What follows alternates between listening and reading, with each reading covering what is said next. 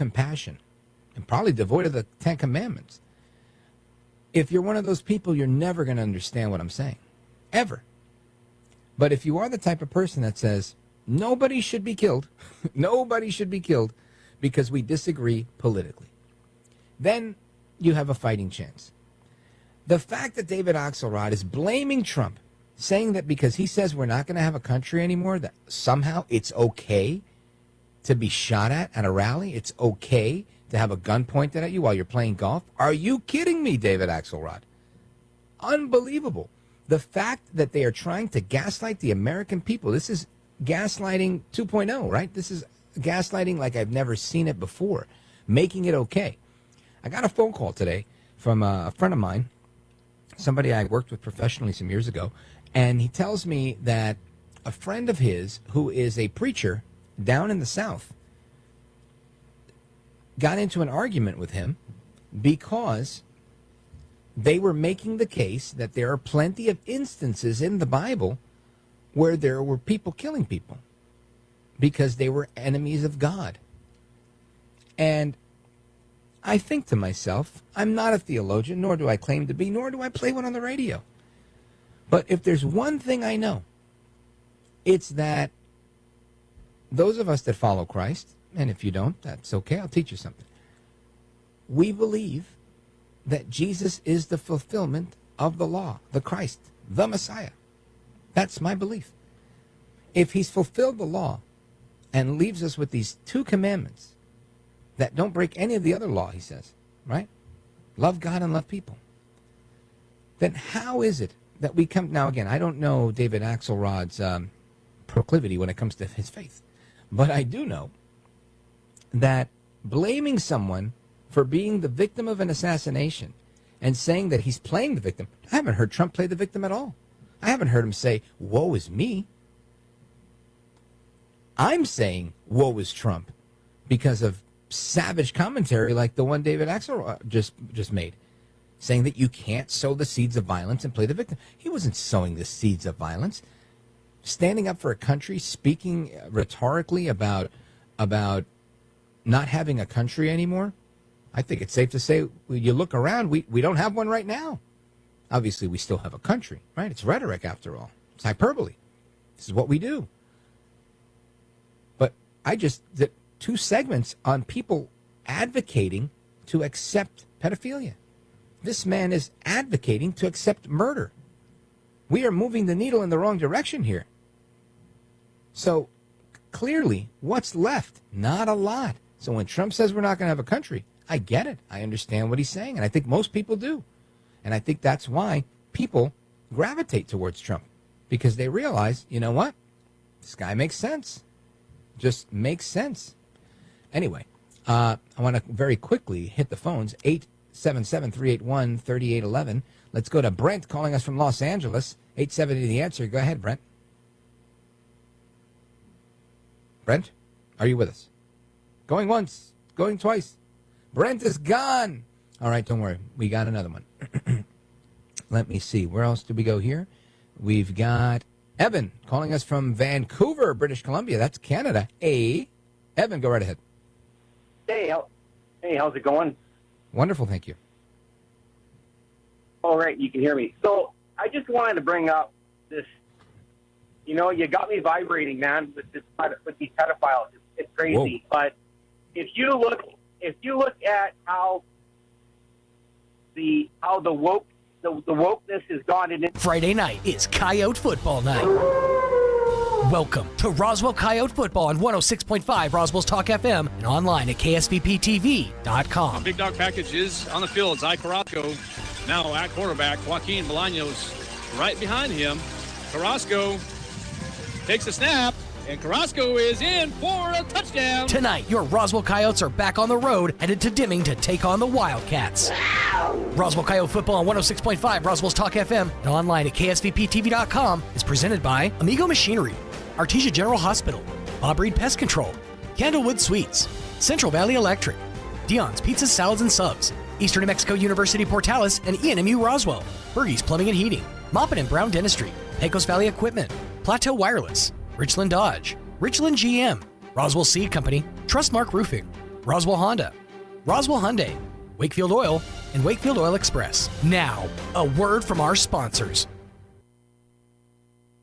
At Artesia General Hospital, we know it's early, but schedule your mammogram today and save. Call 855-RAD-EXAM and save 10% off mammograms scheduled through October, Breast Cancer Awareness Month. And get a refreshing drink discount from Kith & Kin in Artesia or Blue House in Carlsbad. We use leading-edge, FDA-approved Genius 3D mammography technology to deliver more accurate results faster and with more comfort. Women over 40 do not need a referral for yearly screenings. Learn more at artesiageneral.com/mammogram.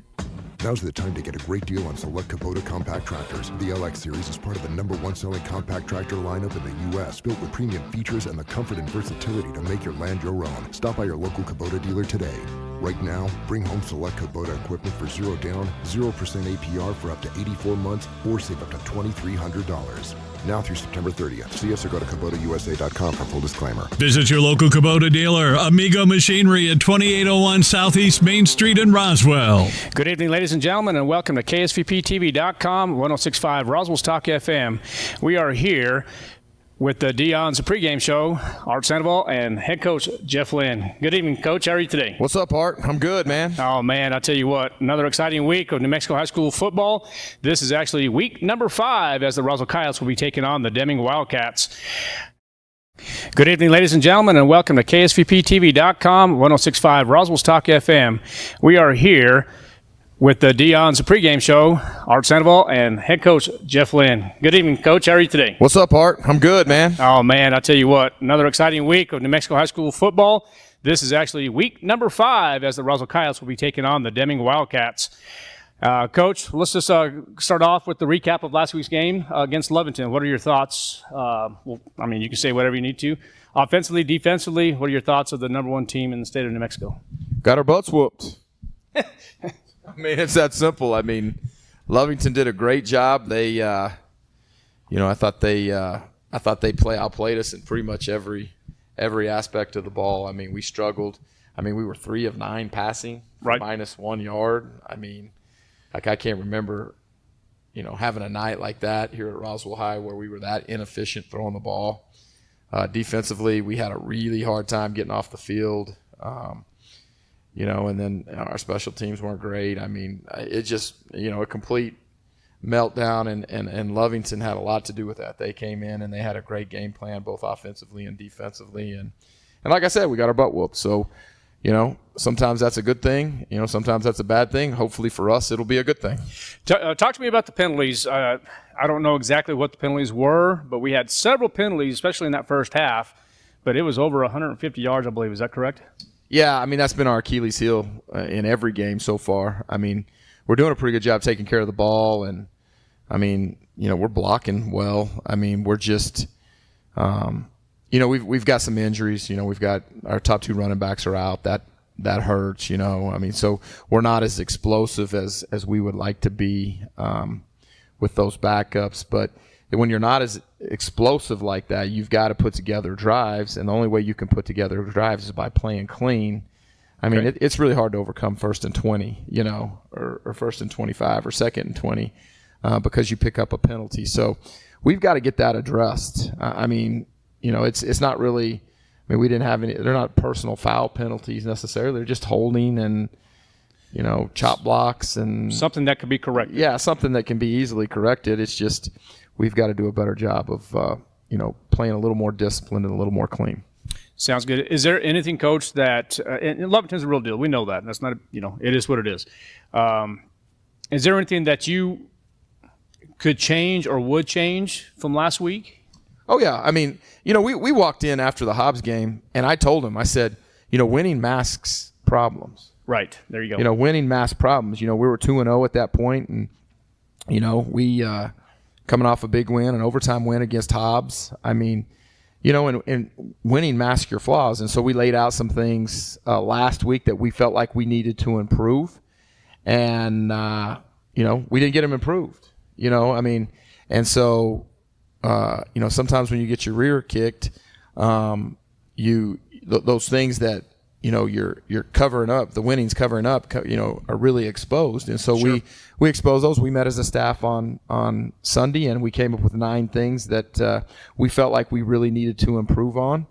And we presented those to the team, and we just kind of said, nothing changes if nothing changes. Mean, we've got to make some changes. We've got to improve the way we practice. We've got to improve the way we work, and some of it was technique stuff, some of it was mental stuff, but 9 things that we felt like we needed to get corrected if we needed to get back on track. So it'll be interesting to see. We had a couple of good practices this week, much better. And so it'll be interesting to see how we respond tonight. Okay, sounds good. Well, let's go ahead and shift gears. So week 5 in New Mexico football, the Roswell Coyotes taking on the Deming Wildcats. Coach, you said you met with the staff on Sunday. You're going to prepare for the week. First and foremost, how was practice? You mentioned a little bit we're talking about Lovington, but how was your week of practice? You're talking about those 9 goals or, something that you needed to accomplish, but how was actual practice this week? I felt like our Monday practice was excellent, and I felt like our Wednesday practice was excellent. I felt like our Tuesday practice, we kind of slipped back into those old habits that I was talking to you about. Right. So 2 out of 3 of the practices were good. That's one thing we've got to do a good job of. One of the things we talked about is we've got to take what we're learning in the meeting room and on the practice field and applying it to the game. I think some of our problem is we're executing these things in practice, and then when the game starts, we just lose our mind. Right. You know what I'm saying? And so we've got to do a better job of taking what we're learning to the game field. And so 2 really good practices, 1 that was so-so. But, again, it's going to be interesting to see how we respond tonight. What is it going to be? You're going to be on the road for at least 5 hours, 5.5 hours, probably stop and get a little bite to eat. I call it a pregame dinner. But is that road trip going to affect you think, in any way? I mean, we make these road trips all the time. So, it's no excuse. I mean, we've got to handle these things. I mean, so, yeah. We went to Los Lunas. It's same trip, 3 hours there, 3 hours back. I mean, Deming's probably a little bit further than Los Lunas, but, we've got to be able to handle these things. I mean, we've traveled a lot around here, so we have an idea how to do it and how we need to get there and what we need to do and when we need to eat and those kinds of things. So I don't see that being an issue. Okay, sounds good. As far as the Deming Wildcats is concerned now, defensively, what are they going to be playing? Offensively, what are their strengths? What are their weaknesses? How did you prepare for that? They're the mirror image of us. I mean, on defense, they're a 4-2-5 team, just like we are. Okay. They're going to play a lot of cover 3, a little bit of man, just like us. 4 down linemen, 4 linebackers. It's made it kind of nice this week because we could work against each other and get some good quality work. So that was good. And then on offense, I mean, they're just like us. I mean, they've got an athletic quarterback that can run. They're going to run inside zone. They're going to run, counter GT. They're going to throw the ball when they have to. They're going to want to try to shorten the game. They don't have a lot of depth. They're not deep. I think I counted in the Artesia game they had 28, 29 kids there. If we have an advantage, it's obviously our depth. But this is a really good football team. That Artesia score from last week is really, really didn't indicate the level of play that they're playing at. I mean, you look at it this way. So Artesia returned 2 kickoffs for touchdowns. Okay. Right? They blocked a punt for a touchdown. Right? And then they had another punt return that went down to the 5-yard line. So that's 4 scores, and I think they won 57-27. That's correct. Right? You take those 4 plays away, and that's a 28-27 game. You know what I'm saying? This is a good football team. They've got a big physical offensive line. Their quarterback is extremely athletic. Got one of the best linebackers in the state.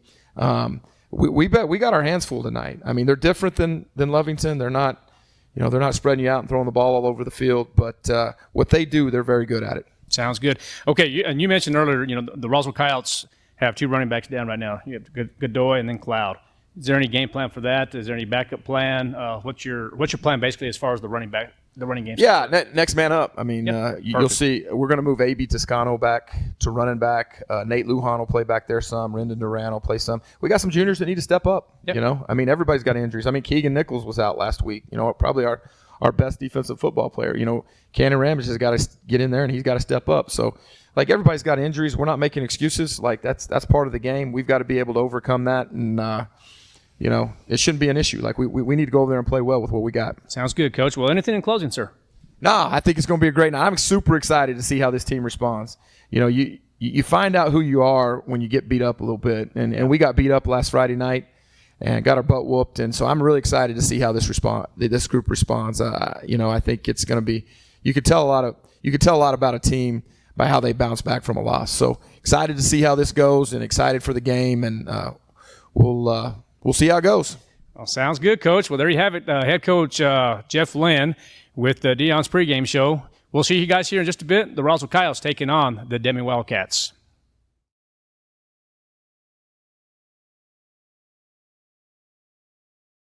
We're coming to you today from Deion's Pizza in Roswell, New Mexico, and we're a Hillshire Farm Great Pizza Give Back winner. Deion's has been proudly serving New Mexico for 46 years.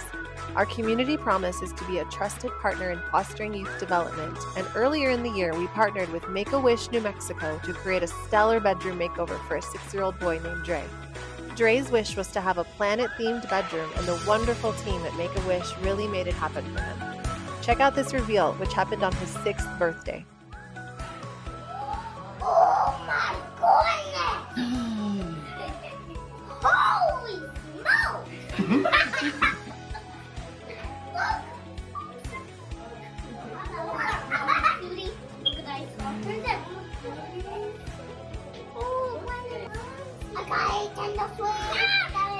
Sorry. Oh, I have my own TV. You see something? Let me see. You see your posters and everything? Look at my carpet. Look at that. What planet is it? You have all the planets in there in that basket. Like sure you can take those off. You have a little chair. That's a little chair that you can sit on. I see. You do see it? That's just the best day of my life. Thank you, Hillshire Farm, for helping us make a difference. We're proud to be a part of the Great Pizza Give Back, and Dre, we hope you love your bedroom for years to come.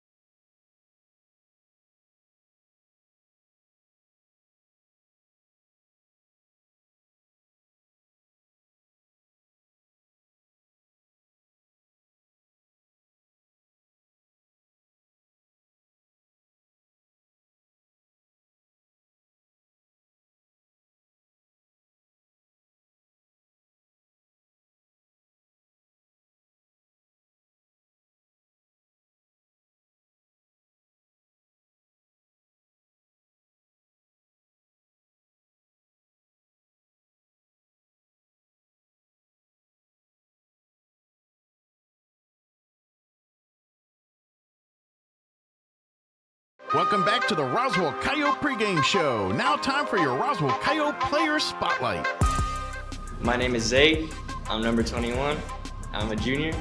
I play corner. I'm involved in football as well as track. My favorite teacher is probably Mr. Coda. My favorite football team is for sure the Roswell High Coyotes.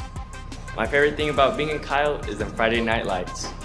My name is Nathaniel Lujan. I'm number 22. I'm a junior. I play wingback and running back. My favorite teacher is Miss Ingram, Miss Duran. And my favorite thing about being a Coyote is our strong work ethic and discipline. My name is Dominic Pacheco. I'm number 23. I'm a senior. I play wide receiver.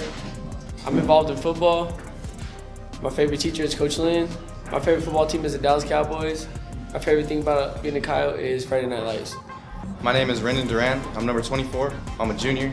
I play running back and slot receiver. I'm involved in football and track. My favorite teacher is Dr. Rao. My favorite football team is the Clemson Tigers. My favorite thing about being a Coyote is just the brotherhood. My name is Avi. I'm number 25. I'm a senior. I play running back and wide receiver. I'm involved in football and baseball. My favorite teacher is Miss Ortiz.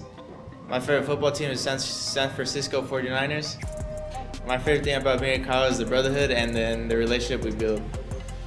That's your Roswell Coyote Player Spotlight for tonight. Pre-game show continues right after this.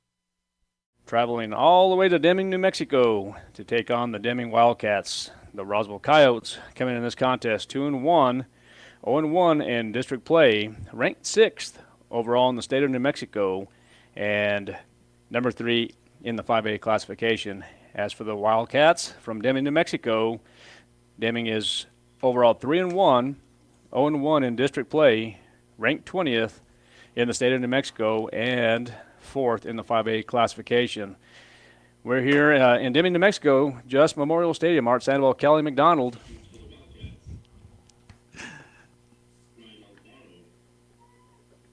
There we go, Memorial Stadium. That's what I thought we said here, just Memorial. Okay, so Memorial Stadium. Memorial All right, Stadium. Anyway, we got that corrected there. So, Coach, good evening, sir. How are you tonight? I'm doing great. I'm looking forward to this game, probably a little more than normal. You know, you and I aren't used to coming off losses and bad losses, certainly. So, it's been a little bit different kind of week, but I know in talking to Coach Lynn pregame and just talking to him during the week, I think the staff's on top of it. This isn't their first rodeo in just about anything that you can come up with. So, yeah, exactly, Coach. And we'll talk as we do all the time. We'll talk rankings throughout the state of New Mexico. As you see, both teams going out to the 50-yard line, and they're gonna go and do the coin toss. We'll see what happens here in just a moment. They got Aiden Rutley out there as a captain for this one. It looks like they've got. Maybe Noah Lynn. That'd be about the only other person to be that tall next to Rutley. And then also Jacob Palamino's out there. Palamino, I can't see the fourth one. His number is obstructed there. But, we're getting the coin toss underway here. Game clock shows 1:24 before the kickoff. And just a little bit about this matchup. These two teams played in the playoffs last year with Roswell winning handily. Did you catch that? Yeah, I did. So it looked like, if I'm not mistaken, it looks like the Deming Wildcats won the toss. They're going to defer to the second half, and that's exactly what's going to end up happening there. So the Roswell Coyotes will do the kicking here in just a moment. Okay, so nice little crowd. They made the trip all the way from Roswell to Deming. Coach, it looks like we're just seconds away. What do you think about going over the offense and defensive starters for the Roswell Coyotes? Let's do it. All right. So since the Roswell Coyotes will be starting off on offense, let's go ahead and do that real quick. We're going to start off from the left to right. Number 4, Colby Sanchez, the wide receiver, 5'8", 150-pound junior. Going on the line, number 79 is Isaiah Trujillo, left tackle, 5'10", 260-pound junior. Number 74 is C.J. Kennard, left guard, 5'9", 285-pound junior. Playing center this evening is number 54, Matthew Abitia, 5'9", 200-pound senior. Right guard tonight is going to be 5'10", 200-pound senior, number 75, Edgar Sotelo. And right tackle, 6 foot, 250-pound senior, number 77, Ethan Lopez. And the tight end tonight will be number 14, Noah Estrada. Stands at 5'11", 175-pound junior.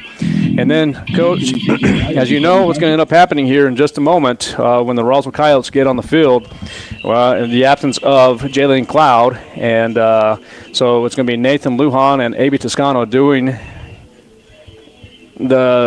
running as the running back, and then Jacob Palamino will be the captain quarterback this evening. So, as you know, we're missing a couple of running backs right now due to injury, but I think we're going to be okay.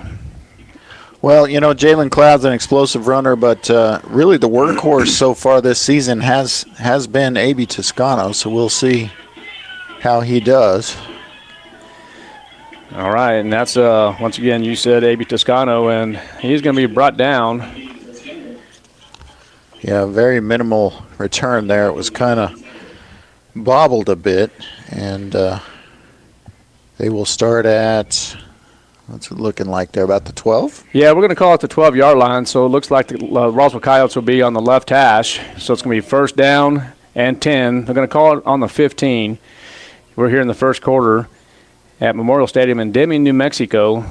The quarterback will be the senior captain quarterback. It is Jacob Palamino. Right behind him is going to be A.B. Toscano.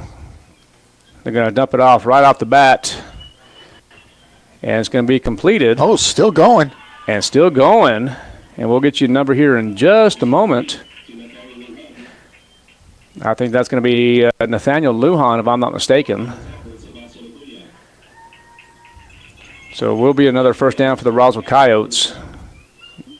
Nate Lujan or Nathaniel Lujan. 35-yard run or reception on the screen. Yeah, 1st and 10 from the 42 now, and that one's going to be handed off to Aby Toscano, and Aby will lose a couple here.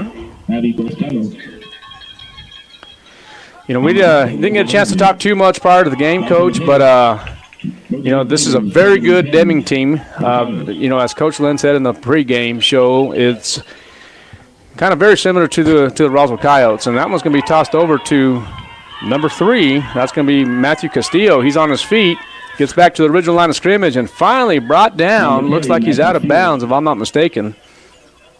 So it's going to bring up a 3rd down and probably about 3 or 4. Yeah, I'll tell you what, he was dead to rights in the backfield there, and he turned that into a 6-yard gain. Now they're going to make it now. I'm sorry, it's going to be 3rd and 5.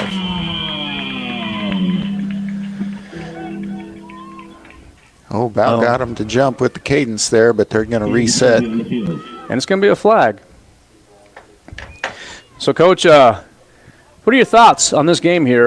You know, the Roswell Coyotes in some polls are number 2, and in some polls are number 3. Deming coming in the 5A classification as the 4 seed as at this moment. What are your thoughts? Well, right, just depending on which poll you're looking at. We can, you know, it used to be we just had one, and then we got the coaches poll, and now we've got the Max Preps poll, and now we've got, you know, 3 or 4 polls. So that's going to be nearly a first down. That is going to be offsides on Deming, so now it's just going to be 3rd and 1 from the 44.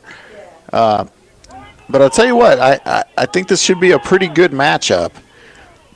I still like our Coyotes. If they play like last week, they could be in trouble. If they play like the 2 games before that, they should be able to handle this this Deming team, even on the road. Sounds good. 3rd and 1 from the 39. It's going to be right hash, and looks like the Coyotes and Aby Toscano will have the first down. It's a good hard run by Aby Toscano.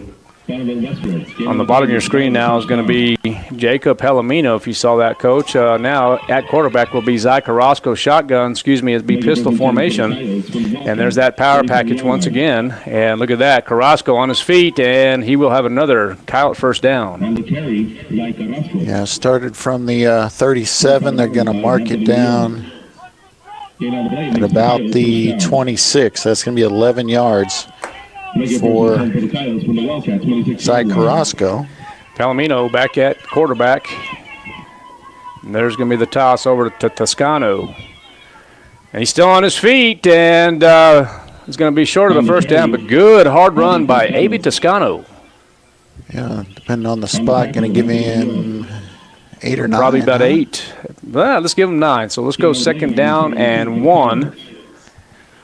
Well, this has been a very, very good drive for the Coyotes to start this game. We're here in the first quarter with 10 minutes left in the first quarter. Palamino will have Castillo in motion. Looks like Palamino is in trouble and will be brought down for a sack. Yeah, they're going to lose about 3 on that. I thought he was going to escape, but then he just gets tripped up. It's going to bring up 3rd and 2 from about the 28-29. Sorry, 3rd and 7 now. Yeah, 3rd and 7. All right, they're bunched up on the bottom of your screen now. Palamino rolling out to the left side. He's going to throw it and has an eligible receiver open in the flat area. It's Luke Lynn. And Luke Lynn will have the first down, if I'm not mistaken, coaches. You see that on your end? Oh, yeah. Okay. Well, yeah, and inside the 5. So. And this is where the Roswell Coyotes are very, very dangerous, especially inside the 10-yard line. So it's going to be 1st and 10. They said ball on the 3-yard line. And there's Toscano. He's still on his feet and finally brought down. That's going to be correct now. The ball will be now on about the 3-yard line, if I'm not mistaken. So we'll give him 5 on that. Yep. Good sportsmanship there by number 11, Sebastian Alvarez, the defensive back. So Coyotes threatening here in this first quarter. 8:32 left here in quarter 1. Pistol, Palamino We'll hand it off to A.B. Toscano. No, decides to take it out, rolls to the right, and that's going to be an incomplete pass for the Roswell Coyotes. I'm curious to see if Coach Lynn will bring in the big boys. I'm surprised he hadn't yet, because usually in these goal-to-go, short yardage situations, that's what he's done. And there he is right now. There's Carrasco at quarterback. Right on cue. Here comes the big dog package on 3rd and 3. Probably have 2 chances from here. That's Joaquin Bolaños as the only back there with Carrasco. There's Carrasco rolling out to the right side. Just more of a lead, and it looks like Carrasco is going to be close. Let's see what happens here. Yeah, he's in, but there's a penalty. Let's see. Well, that's one thing that Jeff and I discussed in pregame, was to eliminate the penalties this week by all means. Ooh, chop block. And that's going to be brought back.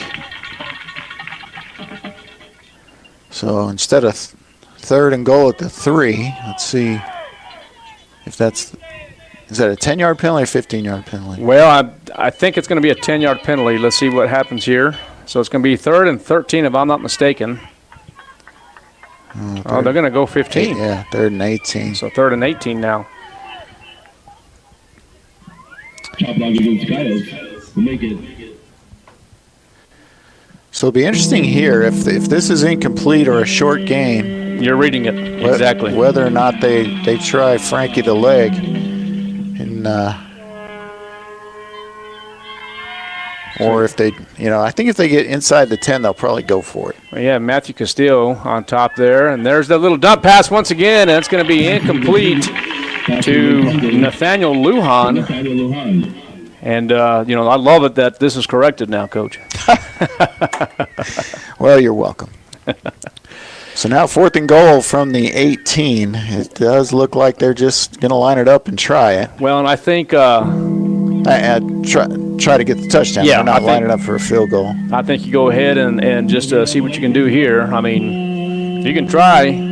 Be about a 35-yarder in that range. See if you can get them offsides here, get 5 extra yards, and then maybe Coach Lynn will decide to go ahead and kick the field goal. But no, he's going to go ahead and go with it. 4th and 18, ball on the 18. Palamino, the quarterback, pistol. And he is going to fake the handoff, rolling out to the right side, in trouble. And there's Palamino. He's going to dump it. And that's going to be incomplete, so the Deming Wildcats will take over on downs. First turnover of the game. On the first possession of the game, not a terrible turnover. I mean, you're starting Deming off inside their own 20 now. If you would have tried the field goal and missed, they would have had the ball at the 20. So, I don't know. I might have tried. Because to me, Lara, they keep saying he's got a great leg, but he's never played football till this year. So you never know when you might need him later on in the season. I know we're already in district play against a tough district opponent, but I mean, at some point you have to see what he can do. Coach, talk to me about the quarterback for the Deming Wildcats, number 3, Isaiah Pizarro. He stands at 5'10", 175-pound senior. Pretty good little athlete. Yeah, he can. He'll probably impress you more as a runner than a thrower, as the Coyotes get a nice job on defense on the first running play, and I believe that is Aiden Rutley. And I also saw with the assist was Ramage as well. Okay, so Ramage getting the start here in place of Mikey Lucero. Is that? I guess that's the case. Oh, or do we not have Keegan? Yeah, is Keegan back? Keegan Nichols was set to play this week. He was unsure at this moment, but he might get a little playing time, a few reps. Not sure about the whole game, but he might get a few reps this game just to see how that injury was from 2 weeks ago. I talked to him this morning at school. I asked him, I said, Keegan, are you going to be active? And he says, Coach, I'm going to do everything I can to play tonight. And I said, well, one thing, son, is this.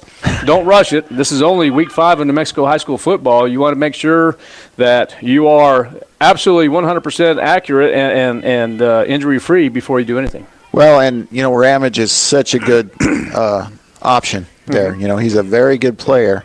But with the way the defense played last week, I would be very tempted to play him if he was anywhere near available because he's so good in coverage in these situations, 3rd and long. 3rd and 10 from the 18, and it looks like there's going to be a pass, and it's going to be caught. Nope. But good hit. Oh, no, they're going to say it's incomplete. Good job by Zai Carrasco laying the wood. Yeah, that's just a great job by Zai. He kept the receiver in front of him, and then when he saw the ball was going there, no chance to pick it. So he's going to make him earn it if he's going to catch it, and then was able to jar the ball loose. And now Deming punting. Punter will be standing inside his own 10-yard line, and Matt Castillo back at his own 45 to receive the punt. Let's see if the Roswell Coyotes will bring the house here. There's the snap and the punt, and it looks like Castillo will have an opportunity to return it. 40-yard line, still on his feet, and finally brought out of bounds. So good hard run by Matthew Castillo. Yeah, 23 yards on the return gives the Coyotes good field position. So, that's why the turnover on downs in the red zone is fine. It's just okay. Because this is usually the result. And the defense looking like its old self as opposed to last week when they had some imposters out there. Absolutely. 1st and 10. Ball on the 28 right hash. Coyote ball. And it's going to be Palamino. Palamino will hand it off to Abe Toscano. And is the ball loose? No, I don't believe the ball's loose. Not much of a gain, if any, there. Let's see where the spot is. Can we give him 1 or not? One yard. So they're going to say it's going to be positive 1 yard. So 2nd and 9 now. Ball will be about the 27-yard line. So 6 minutes and 34 seconds left here in the first quarter. Palamino looking to pass. And Palamino is going to be sacked. Yeah, the play took forever as he's scrambling around down there. There no flag, so it's going to bring up a 3rd and long. Yeah, that's... Or did he throw it away? Well... Because he put it right back on the 10. Okay, so it must have been... Maybe just no gain? So it looked like Palamino, from our angle, it looked like Palamino must have got rid of the ball before he was hit. So that's what they're calling it. It's going to be an incomplete pass. Palamino now go back to pistol formation. Once again, Palamino trying to get him to jump. Now they're changing the play. Communicates that to the outside receivers. Yeah, you have Noah Estrada on the bottom of your screen. But finds Matthew Castillo is on his feet and finally brought down inside the 20-yard line. Looks like it's going to be a first down, about 12 yards on that. Yeah, sure, why not? Give him 12 yards. So the Roswell Coyotes threatening here in quarter one once again. Coyotes have to eliminate the penalties here in week 5. Palamino now over to Rendon Duran, and Rendon will have positive yardage. Yeah, pretty good first down run there for Rendon. He's going to get maybe 4. Yeah, let's call it 4. Okay. Bottom of your screen will be number 14, Noah Estrada, along with Matthew Castillo. See if Palamino will have somebody in motion. He does. And there's going to be a bad snap. Let's see what happens here. I'm not sure if there was a flag before then.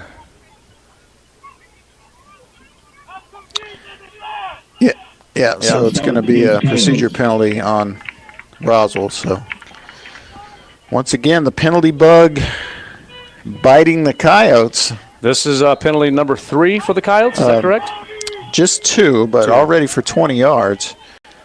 And this is where the drive stalled last time. They in a better situation here with 2nd and 11 instead of 3rd and 4th in very long. Colby Sanchez, top of your screen. And Ingram with Estrada. And look at that. Palamino in trouble once again, and he will be sacked.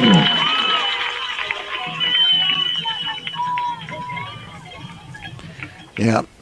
Lost 9 on the play, too. So now 3rd and 20-ish. Yeah, the score is 0-0. We're here in the first quarter at Memorial Stadium in Deming, New Mexico.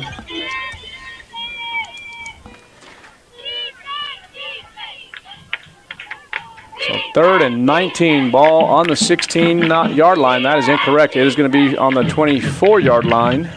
And you need to get inside the 5 for a first down. Essentially it becomes 3rd and goal. Palamino. Overthrows. Yeah, and that pass was intended to Ingram. Yeah. So incomplete pass. It's going to bring up a 4th down.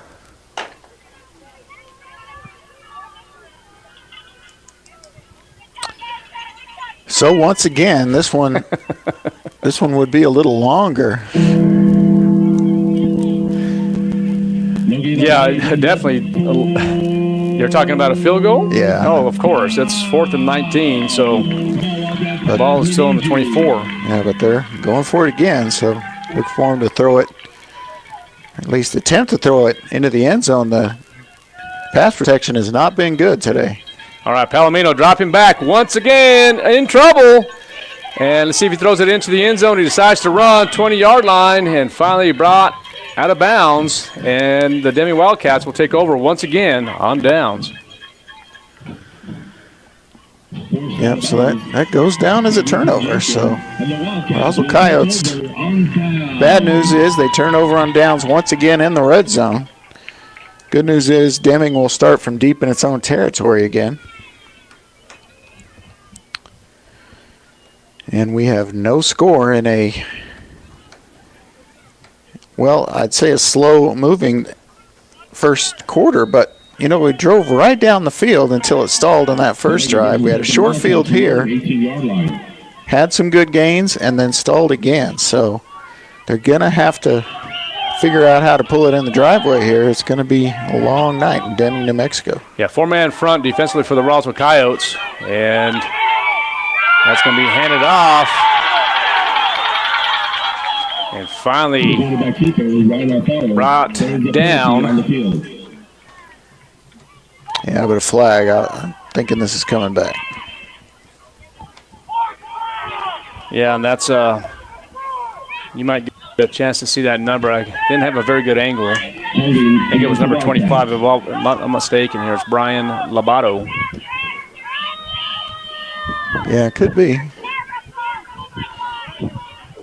So 0-0 is the score. 4:06 for the listeners on 106.5 Roswell's Talk FM, KSVPTV.com. Mark Samuel, Kelly McDonald. So that's going to be from the spot of the foul. So, well, where have they placed the ball? Well, that's what we're trying to figure out. Looks like they've placed it on the 8, so it's a full 10-yard penalty. So to me, that should have been half the distance. You know, if it's, I don't really get that, but okay. 1st and 20 at the 9, they're saying. All right, the quarterback, Isaiah Pizarro, will hand it off. On the carry. And not much of a gain, if any. Yeah, looking like Rutley perhaps on the tackle once again, and I see Nichols in the game. Yeah, and I'm curious to find out, or curious to know if Nichols is going to play quite a bit, or is this going to be limited just due to that injury that he had a couple weeks ago? Well, I mean, technically, he's already limited because he didn't start hadn't played till now. Yep. He didn't play in the first defensive drive. So, yeah, maybe they'll see how the game goes. They'll see how he feels, but he's out there here for the second drive for Deming. Pizarro. And he's making the tackle here for a loss with a little help from Zach Roscoe. So, all right, so a 3rd down situation now for the Deming Wildcats. Haven't got an update yet. I'm not sure if you have, partner, or not, but scores around New Mexico. Well, I have a score from the Wool Bowl. Okay. With a minute left in the first quarter. It's Lovington 8 and Goddard 0. Looks like Goddard has the ball, though, in the red zone. So they're looking to try to even it up. All right. Well, that's going to be interesting to see what happens down in Roswell. 3rd and 20 ball inside the 10, and it's the quick kick. Yeah, Matthew Castillo. No, he won't. It was 3rd down. Oh, he decided to kick it on 3rd down. Yeah, and I like the play. I really do. And explain. Well, it's 3rd and a mile from inside your own 10. There's nobody back there to run the kick back. If your quarterback's decent at it, get a good roll. Now, he got an okay roll. It's still good field position for the Coyotes. Instead of, taking a shot down the field, maybe getting it picked off, element of surprise. I like it. I like it early in the game, too. Have another update. Artesia 8, Gadsden 7 in the first quarter. Is Gadsden for real, partner? Well, that's the question. 1st and 10. Ball on the 48 for the Roswell Coyotes. Oh, and this it's is going to the be big dog Carrasco. package. Yeah, and there's Carrasco around the turn. Ooh. And are you going to call that a hurdle, Coach? I think he was trying to avoid. Yeah. Oh, no. If they. You know what I'm talking about, partner. Yeah, they know better. They know better. That's going to be 11 yards. Oh, no. So it looks like Goddard got in. I'm understanding it looks like Lovington 8, Goddard 6 at this time. And it is a first down for Carrasco, so 10 yards on that one. All right, thank you, Coach Trujillo. It is 8-6. Yep, ran it in on 4th and 4. Lovington. So good contest in Roswell. All right, looks like Palamino will come back at quarterback. Quick off the ball defensively for the Demi Wildcats, and looks like Palamino is going to overthrow that once again. Yeah, not by much that time. It's better, Coach. Yeah. It's getting better. Yeah, at least I think the receiver kind of had a chance to make a play there. Good coverage down the field. Just had him blanketed. Just kind of threw up the old 50-50 ball and goes incomplete. So that'll bring up 2nd and 10 from the 42. Yeah, like we mentioned earlier, a good crowd really came down to Deming to support the Roswell Coyotes. All right, Palamino is going to be. He kept it on the option. Nicely done. First down. Yeah. Going to get 16 yards on that. So Jacob effective running the ball. All right, the clock will continue to run now. It's about 45 seconds left here in quarter one. The score is 0-0. Palamino will hand it off to Toscano, I believe. On the carry, Abby Toscano. And it is Toscano. And Abby will pick up a couple. And with Cloud out, you can expect Toscano to get upwards of 20 carries, I would think, tonight, depending on how the game goes. Of course. Coyotes have run ball quite a bit here. Should be the last play.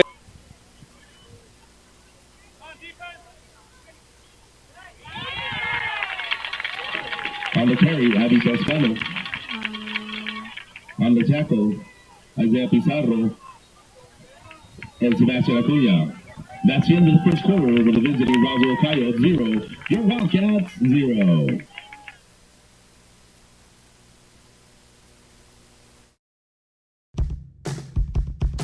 Now's the time to get a great deal on the #1 selling compact tractor in the U.S. Professional-grade mowers, durable sidekick utility vehicles, and versatile compact tractors. It's the equipment you need to take care of your land. Right now, bring home select Kubota equipment for 0 down, 0% APR for up to 84 months, or save up to $2,300. Visit your local Kubota dealer, Amigo Machinery at 2801 Southeast Main Street in Roswell.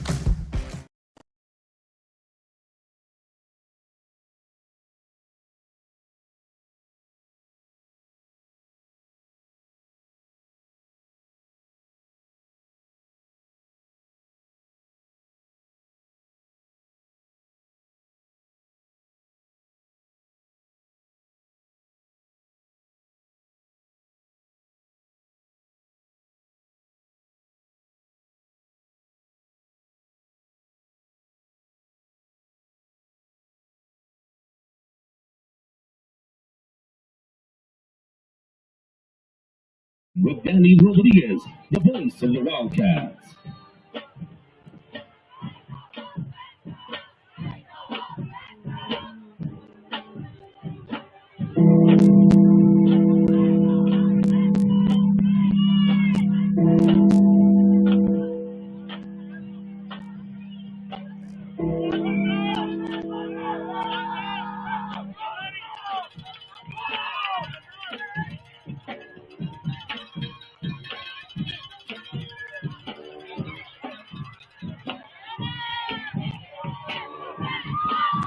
The quarterback keeper, Ty Carrasco for a Coyote touchdown.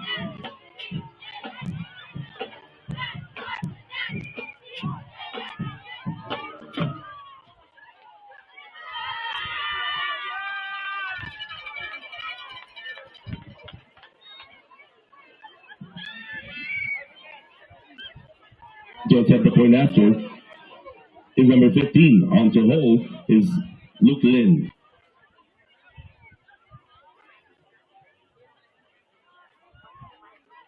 Point after is good.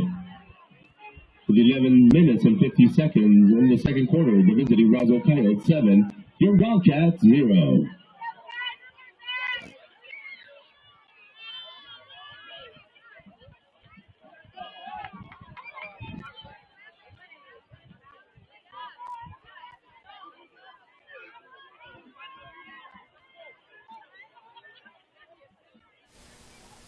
So what do you think, Tiffany? Do we have a deal?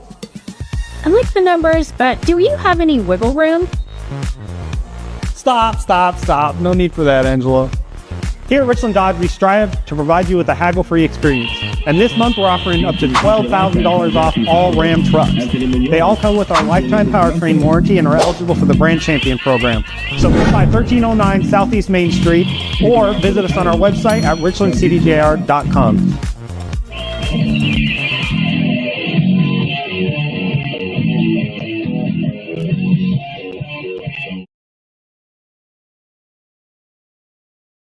Our new business solution is providing an amazing Wi-Fi experience. Frankie's Cafe is booming more than ever. I'm here, undercover, to check it out. Oh, excuse me. Yeah. Hi. Would you mind taking a video I can upload to TikTok? Oh, this happens a lot. Sure, I'm a TikTok guy. Oh, you can add different music. Oh, no, I meant, can you take a video of us? That's called a photo.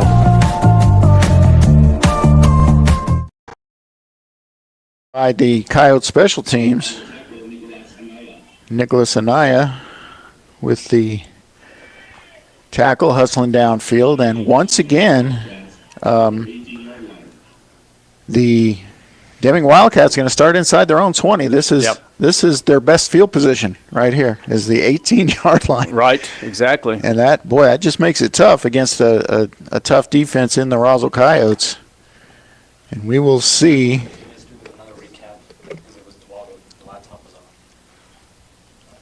Oh, he did, yeah. All right, it's going to be first down and 10. Ball on about the 18-yard line, right hash. Pizarro, the quarterback for Deming, will hand it off. Oh, I'm sorry. It looked like it was a handoff. It looks like Pizarro took it himself. It is Pizarro. So is that direct snap to him? Yeah, it looked like a direct snap to Pizarro, and at least from my angle, Coach. So it's going to be just a gain of about 1. Yeah, Noah Lynn and others in on that tackle. It's going to bring up 2nd and 9. Still inside their own 20. Yeah, they're going to say he gained 1, but we'll give him that 1.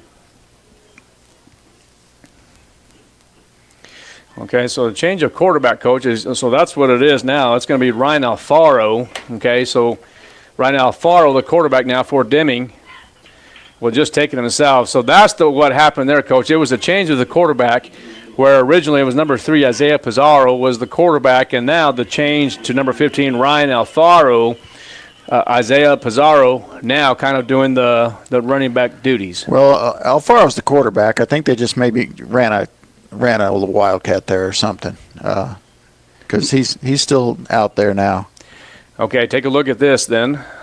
because you actually had Pizarro in a slot position. Okay, now look at this.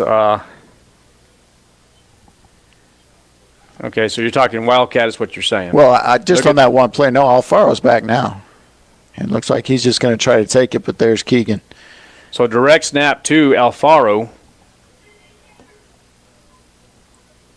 And that's going to bring up 4th and long as Nichols makes another tackle. So he's been in on 2 consecutive defensive possessions here.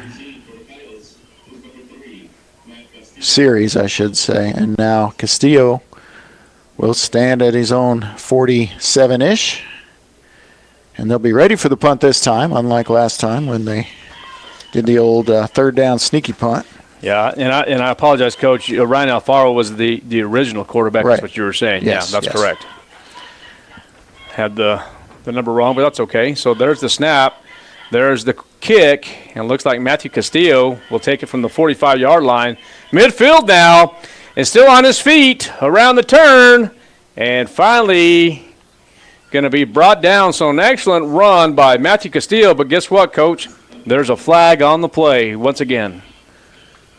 Yeah, that's almost always against the receiving team, so we'll see where they spot the ball. An 18-yard return for Castillo, but they're going to back up a little. Maybe a holding call, it looks like. Let's see what the white hat says. While we get the call, was it a hold? It was a hold on the Coyotes. All right, do have an update. 16-13 Artesia over Gaston, start of the second quarter. Wow. It's still 8-6 with 9 minutes left or so at the Wool Bowl, with Lovington on top of Goddard by 2. So that pretty much just negates about 2/3 of that run back, but the Coyotes will start in Wildcat territory right on top of the hill there. Yeah. If you've ever seen this field in person. One of the few natural surfaces left, but it is a grass field here at Memorial Stadium. Have a few high spots. Well, or just one big one. All right, 1st and 10 from the 49-yard line, as Coach mentioned, inside the 50. There's going to be the speed option, and it works. Yeah. So Abraham Toscano with an excellent run. 16 yards, and that's what you like to see. That's getting that running game going. How many people actually call him Abraham these days? Probably none. Right. Slim and none, I think, are the... Yeah, I'm probably the only one that ever does, if any. Okay, so there's going to be another handoff to Abe Toscano.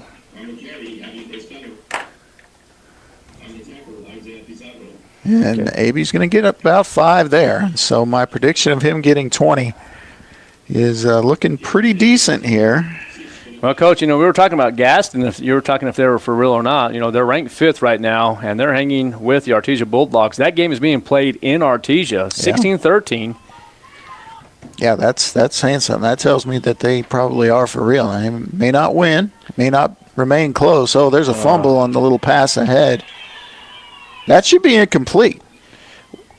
No, you're right. It is a forward pass, and guess what? Now, here's what they're questioning right now. Did he have possession? Right, and then drop it. And then drop it. Because if he didn't have possession, then it's going to be considered an incomplete pass. But they're saying he has possession. It will be a completed pass for Palamino, and it's going to be another first down for the Roswell Coyotes. There's the chain gang as they do, so it will be a completion. So 16 yards on that one to Castillo. But that should have been an incomplete pass. I think they messed that up. Because it looks like a running play. I agree with you, Coach. And there's going to be a quarterback lead. There's Palamino on his feet. And finally going to be brought down. It looks like it's going to be inside the 10-yard line. So good job by Jacob Palamino and the Roswell Coyotes. Threatening once again. Now, Coach, you bring the big boy package? I do. Until somebody stops it. I mean, there's 13 yards for Jacob. But now with 1st and goal at the 1 or 2, 4, I can't tell. Say that again, I'm sorry? Where did they place the ball? Well, and that's what we're trying to find out. I'm thinking it's inside the 5-yard line. It might be actually on the 4-yard line, Coach, if it looks like from this angle. I think you're right. And they do have the big dog package in. Palomino split out to the right. I say the big boy, but it's the big dog, and there's Palamino. No, that's going to be Carrasco. I'm sorry. 4-yard touchdown for Carrasco. And Carrasco's in once again for the touchdown. So the Coyotes strike once again from 4 yards out. It was real hard for me to see on that, but Carrasco is in for the touchdown. All right. 4 yards out. Frankie the leg here, getting set up with Luke Lynn the holder, Matthew Avitia the snapper. And there is the kick, and that is good. So the Roswell Coyotes now lead 14-0. We're going to take a break. You're listening and watching KS3PTV.com and Roswell Coyote Football. We'll be right back. Good afternoon. I'm Steven, Uncle Savings View Seal, and welcome to Roswell Hyundai. Listen, today we've got wonderful vehicles out here for sale, and listen, let me tell you something. If you find this golf ball sitting in any Palisade during your test drive this weekend, we're giving away $25 million in cash. No, I told you we can't do that. Cut. Let's do this again. I don't understand. We're making this video then. I told you we can't do never that. Mind.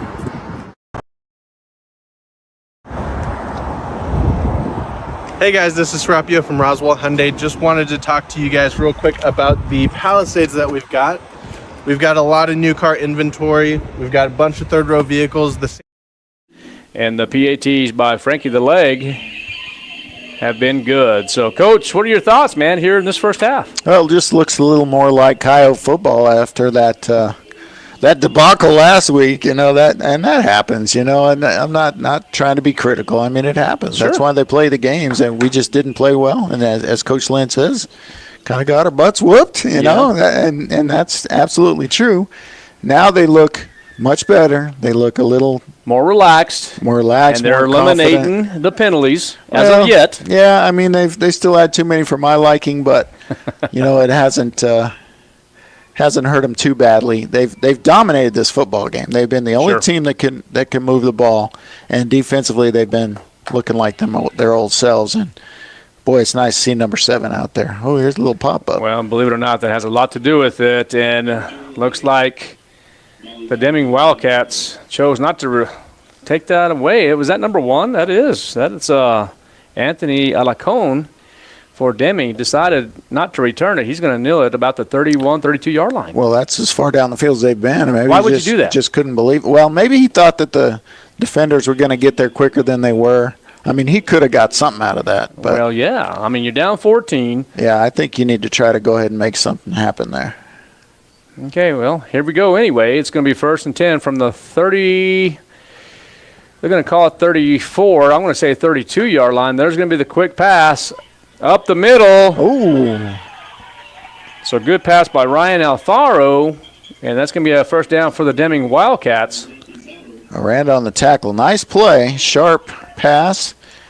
Hit his receiver in stride and just got the big gain. That's a gain of almost 20 on that play, so that's the first trip into Coyote country for the Deming Wildcats so far in this game.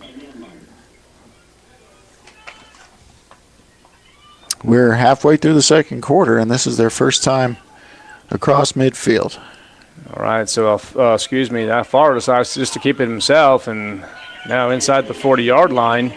And Mikey Lucero tracked him down, but not before he got a nice gain there on first down. And now Deming's moving the ball for the first time tonight. 14-0 is the score. We're under 7 minutes now in this first half. 2nd and 4. We'll call it left hash for the Deming Wildcats. All right, got another update. 11-6, Lovington, 5:05 left in the half. Telling you, more field goals this year, partner. All right, in trouble is Alfaro and brought down. So Yeah, Mason Greathouse with the sack. And I was just about to say we haven't mentioned Mason's name yet, but right on cue or ahead of the cue.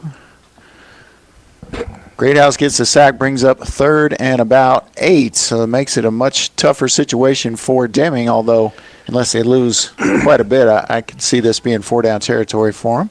Shout out real quick to a loyal listener and a true Roswell Coyote.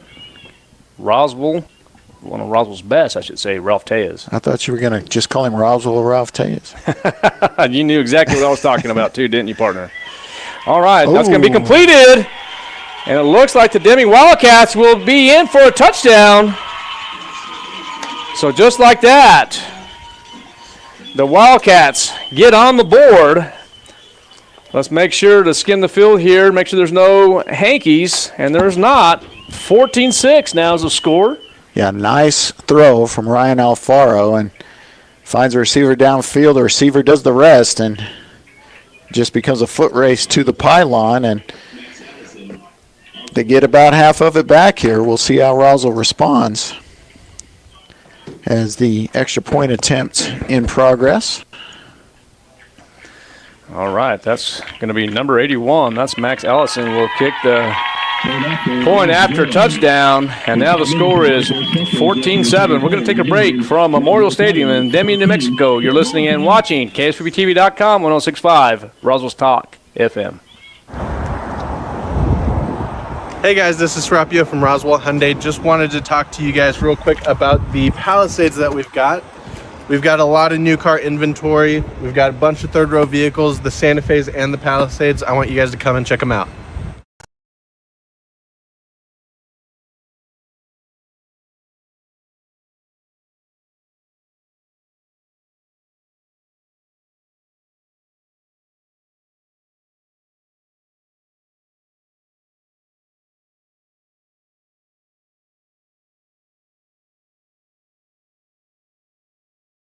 Score is 14-7 as the Deming Wildcats get back on the board. But I have an update from Artesia. 9 minutes left in the second quarter. The Gaston Panthers 20, the Artesia Bulldogs 16. I think the Panthers are for real, partner. Well, you know, they're for real along with those Lovington Wildcats. And I tell you what, this is definitely a tough district.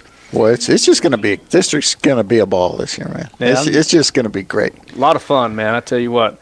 I mean, this team we're playing is actually ranked ahead of Gadsden. And there's a no return on the pop-up. Olin Ingram for none yards. Let's see. I'm interested to see what Coach Lynn will do here with 5:43 left. 7-point deficit here. Well, 7-point lead. Well, I was going to say for Deming. Oh, okay. 7-point lead. Yeah, I mean, ideally what you'd like to do here is have a 5-minute and 40-second drive for a touchdown. And well, that's exactly right. Keep it on the ground as much as you can. You're exactly right, Kelly. Go in 2 scores, and you know, Deming does get the ball to start the second half, so you don't want to give them the ball back here. All right, so Palamino decides to take it himself, and just a good choice. It's a good idea. Just run out of bounds, and it looks like he might get the first down. Are you going to call it a first down or short of 1? A little short. Okay, so maybe 2 yards short. So it's going to be second down and about 2 for the Roswell Coyotes. 4-man front defensively for Deming. Odd score right now from the Wool Bowl. It's Lovington 11 and Goddard 6. Don't see many 11s in football. All right, Palamino will throw it, and that's going to be incomplete. Pass intended for Colby Sanchez. So bringing up 3rd and 2, do they bring in? They do. So here come the big dogs. And, you know, we can look back at the stats here, but they have not been stopped, and it's usually been 5 yards plus. I think 5 has been the least amount of yards they've gotten running the football out of this with this package. Well, it's been effective, but it's going to be stopped eventually Could it? Well, absolutely. All right, Zy Carrasco. Oh, they got him to jump. That's going to be an automatic first down, I believe. Let's see what the Oh, no, they may have got indication is Roswell. here. Oh, gosh. Once again, another penalty. And now they're going to bring the regular offense back. So that was, I'm sorry, partner, but that to me was an automatic first down. Just run that play. All you have to do is run that play, and it's going to be a first down. Instead, you're looking at 3rd and 7. And so you have Colby Sanchez, bottom of your screen.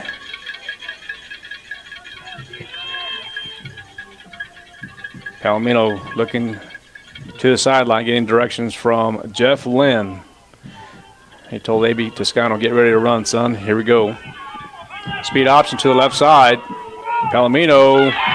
Oh, he does pitch it. Pitches it, and looks like Toscano might have got the first down. Boy, that was a very late pitch. On the carry. The Deming fans thought that they tackled Palamino before he got rid of it, but it's going to be an 8-yard carry for A.B. Toscano and a first down. Nicely done by both Jacob and A.B. on that one. Well, that's how you run the speed option. Here you go, 1st and 10 from the 39. Coyotes lead 14-7 with 5 minutes and a tick left. Hand it off. I believe that's going to be Toscano once again. So give him 4 or 5.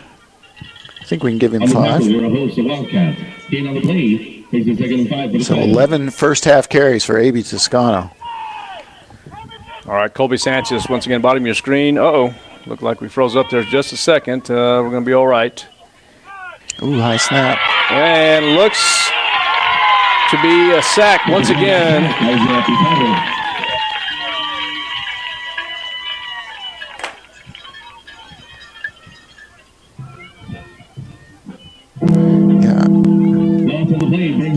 So that all started with the high snap, but it's going to wind up being a loss of about 8. So it's going to bring up 3rd and long.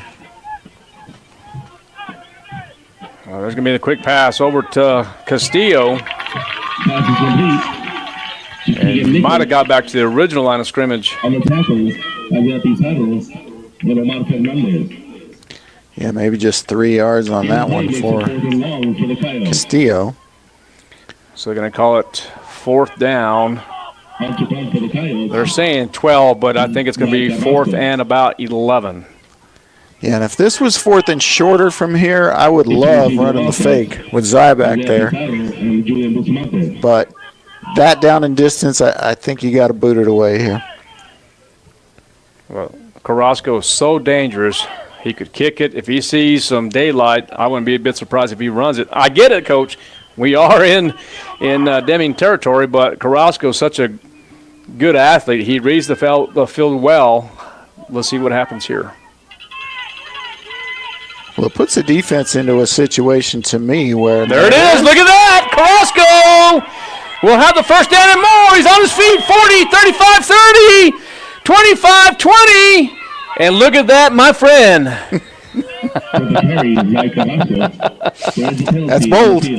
That is bold. Coach.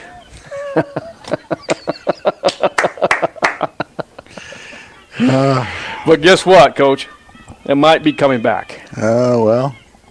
If it's downfield, though, it could still be a first down. 32-yard carry for Carrasco. Let's see if it stands. Well, it'd be more than 32, wouldn't it? Well, the ball was on the 42.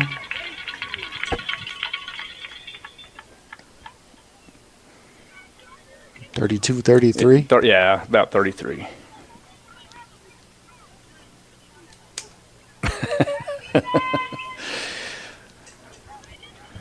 So the good news is they'll get a do-over here. Yeah, and that's just the same. Actually gain a few yards there, but you wouldn't dare run it again. Well, why would you not? Because they're ready for it this time. Well, not fooling anybody this time, although the offense is on the field. All right, so it looks like Coach Lynn, are they going to try to get a hard count?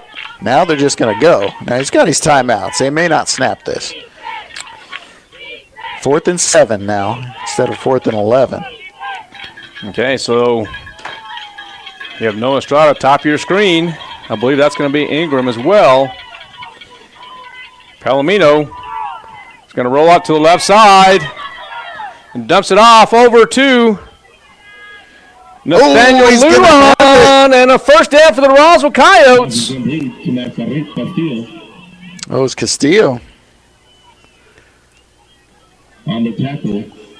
All right, so another gamble for the Roswell Coyotes. Boy, that's 2 big gambles in consecutive plays, and that just tells me that Coach Lynn has a lot of confidence. Just a lot of confidence in that defense right now. See if they go to Luke Lynn here. No, he's just going to take off running, a lot of room. There's Palamino, and brought down about the 36-yard line, so that's going to be about a 13-yard carry. Yeah, another first down. On the tackle, so this is working out pretty well with 2.5 minutes left here. All right, is the Roswell Coyotes going to take a timeout? Well, no, they thought about it. Now they're going to the sideline, so it must be a timeout. All right, we'll take one too. We're here at Memorial Stadium in Deming, New Mexico. You're listening to Roswell Football. We'll be right back. Wakefield. What's up, guys? Jeremy Barola here at Roswell Honda. Summer is over, but the deals at Honda are not. We have rates as low as 2.9% on select new Hondas throughout the rest of the month. So come see us at 2177 West 2nd Street and ask for Jeremy.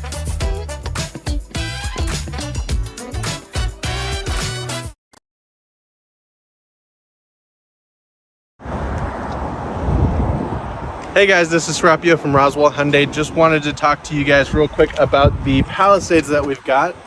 We've got a lot of new car inventory. We've got a bunch of third row vehicles, the Santa Fe's and the Palisades. I want you guys to come and check them out. Go. Coyotes do lead 14-7 as they took a timeout. 1st and 10 from the 47-yard line is what they're saying. That is incorrect. They're going to have to move that chain gang again.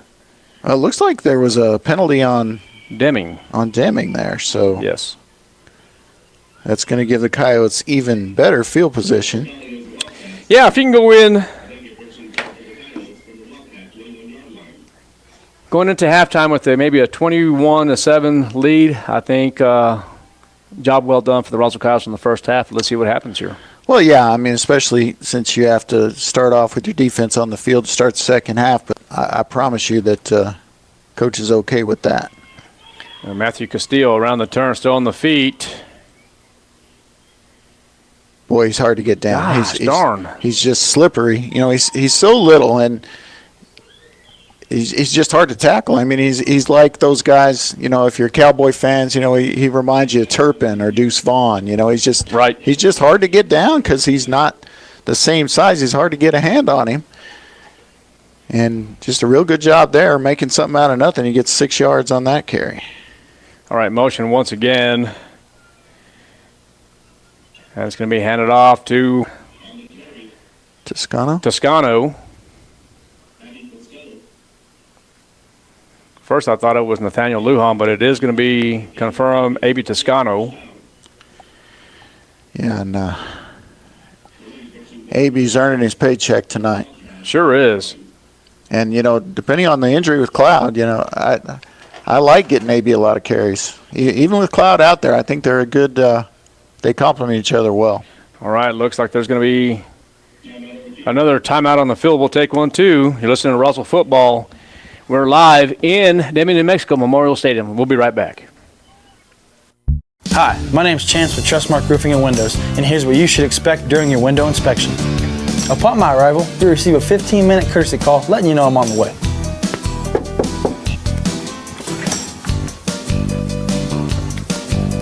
Once I'm in your home, I'm going to be checking for moisture indication, functionality, and any kind of energy efficiency improvements to the inside and outside of your home.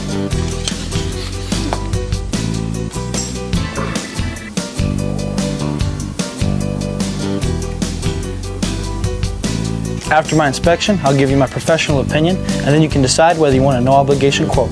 myself or the office will contact you to set up a date when I can show you my products and options to best suit your needs. So when choosing windows, choose Trustmark Roofing and Windows. Our goal is to give you a 5-star service and get you what you deserve, and that's the best. Matchup here, tough road game for the Coyotes, tough home game for the Deming Wildcats. Anytime you play Roswell, it's a tough game, no matter when you're playing, or where you're playing, I should say. But yeah, it's been good. It's been competitive. This is important for the Coyotes to punch it in here, though, and they do have the big dogs in right now. Ball on the 8-yard line. Let's see what Zai can do. All right, Carrasco going to have a shift over. Strong to the right side. Carrasco is going to be in once again for the touchdown. Touchdown, Coyotes! Carrasco. What can he not do, Coach? Well, how many yards are you giving him credit for? 8 yards on the touchdown there. He's up to 75 yards on the evening and 3 rushing touchdowns as the Coyotes take a 20-7 lead pending the extra point attempt. Somebody's going to stop it at some point this year, right? Well, that's what we think, right? That's what we said. We don't know. It hasn't been stopped yet, but there's a good chance that somebody will figure it out. But nonetheless, the Roswell Coyotes lead 21-7. Minute 27 seconds left. You're listening and watching KSVPTV.com, 106.5 Roswell's Talk FM. Wakefield Oil Express has the highest quality service in Roswell.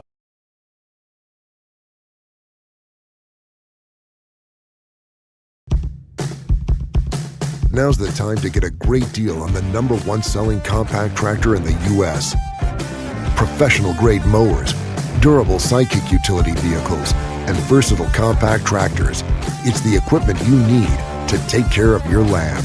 Right now, bring home select Kubota equipment for 0 down, 0% APR for up to 84 months or save up to $2,300. Visit your local Kubota dealer, Amigo Machinery at 2801 Southeast Main Street in Roswell. So what do you think, Tiffany? Do we have a deal? I like the numbers, but do you have any wiggle room? Was successful. 21-7. Stop. 27 seconds no left in this first half. Here, Got a few updates from Artesia now. Artesia leads 23-20. 6 minutes left in the half. And then what I have now is 24-6 with 33 seconds left. It looks like the Lovington Wildcats currently lead that game. Uh-oh. 25-6. Is that what you said? 24-6. Now it's 25-6. Yeah. After touchdown. Okay, perfect. So back at Memorial Stadium, looks like the Coyotes kicked out of bounds. So it'll be Deming from the 35, or did they run it? I guess they ran it back. They did run it back. Okay, all right. Real quick while it's fresh, a quick shout out to the RHS Science Squad is what it says. So a lot of listeners from the science department at Roswell High School. To get a penalty on Deming here, so they'll back it out. The Science Squad. That's what it says, Coach. Okay. Believe it or not, take a look at that. Oh, I'm just. I know, but just a little compliment there. The Science Squad. Don't call them nerds. Don't call them geeks. Can't do that. They're the squad. They're the squad. All right, so 1st and 10 from their own 19. Once again, starting inside their own 20. This has been the problem for Deming. They've had the one good drive, but otherwise they're starting deep in their own territory and having trouble moving the ball. That's right. That's Ryan Alfaro. Yeah, good job there. He's going to be close to first down yardage. So he's finally tackled by Joaquin Bolaños. Once again, I am impressed by Ryan Alfaro. Good athlete, runs the ball well. Well, he had a couple of real nice passes. And then, of course, you have that young man to the right of him, Isaac Martinez, the 5'11 junior.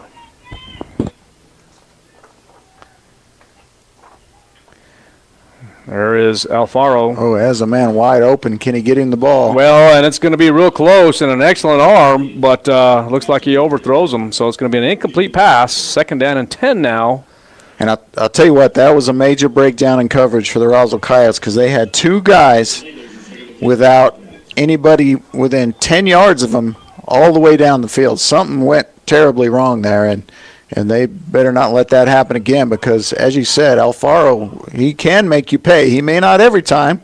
He didn't there, but he's certainly capable. That's exactly right.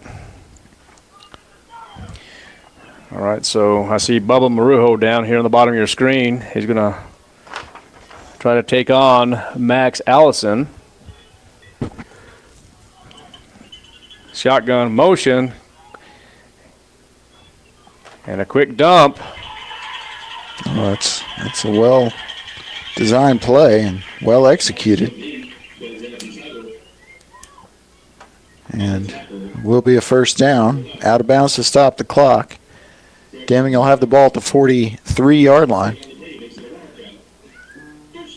Oh, they're running the clock. Yeah. Did he not go out of bounds? Well, I thought he went out of bounds, but you're right. It's under 30 seconds now. I don't think they're aware the clock's running. Well, they're saying something about the clock. No, we're under 20 seconds now, so maybe just one play. So now there's a timeout, maybe an official timeout. Well, yeah, listen, I mean, it's far away from our vantage point here, but I thought that play ended out of bounds. I have no idea why the clock ran there. Well, not real sure. Looks like. Well, we got time for a break here. All right, we'll be right back. You're listening and watching Roswell Coyote Football on KSVPTV.com, 106.5 Roswell's Talk FM. So what do you think, Tiffany? Do we have a deal? AC unit I needs like the numbers, but do you have any wiggle room? Stop. No need for that, Angelo. Here at Richland Dodge, we strive to provide you with a haggle-free experience. And this month, we're offering up to $12,000 off all Ram trucks. They all come with our lifetime powertrain warranty and are eligible for the Brand Champion program. So come by 1309 Southeast Main Street or visit us on our website at richlandcdjr.com.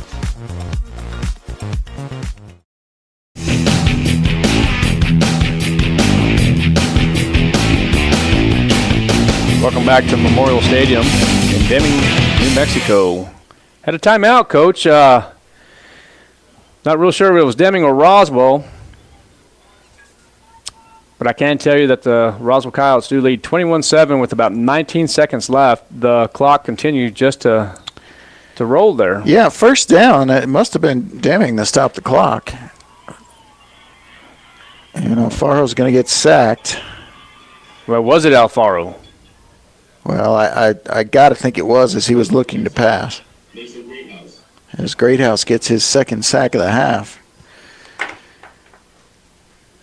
And protection was good initially. He just the coverage was good too. And that will do it. They will let time expire. And that is your score at the half. Roswell 21, Deming 7.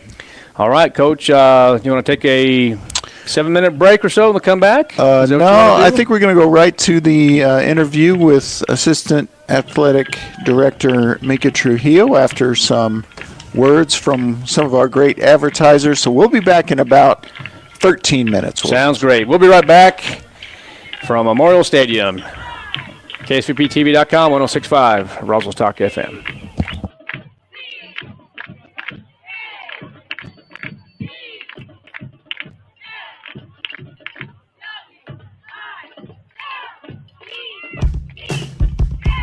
Now's the time to get a great deal on the #1 selling compact tractor in the U.S.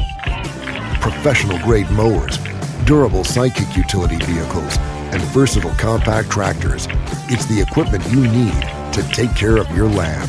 Right now, bring home select Kubota equipment for 0 down, 0% APR for up to 84 months, or save up to $2,300. Visit your local Kubota dealer, Amigo Machinery at 2801 Southeast Main Street in Roswell. So what do you think, Tiffany? Do we have a deal? I like the Our new business solution is providing an amazing Wi-Fi experience. Frankie's Cafe is booming more than ever. I'm here, undercover, to check it out. Oh, excuse me. Hi. Would you mind taking a video I can upload to TikTok? This happens a lot. Sure, I'm a TikTok guy. You can add different music. Oh, no, I meant, can you take a video of us? Okay, that's called a photo.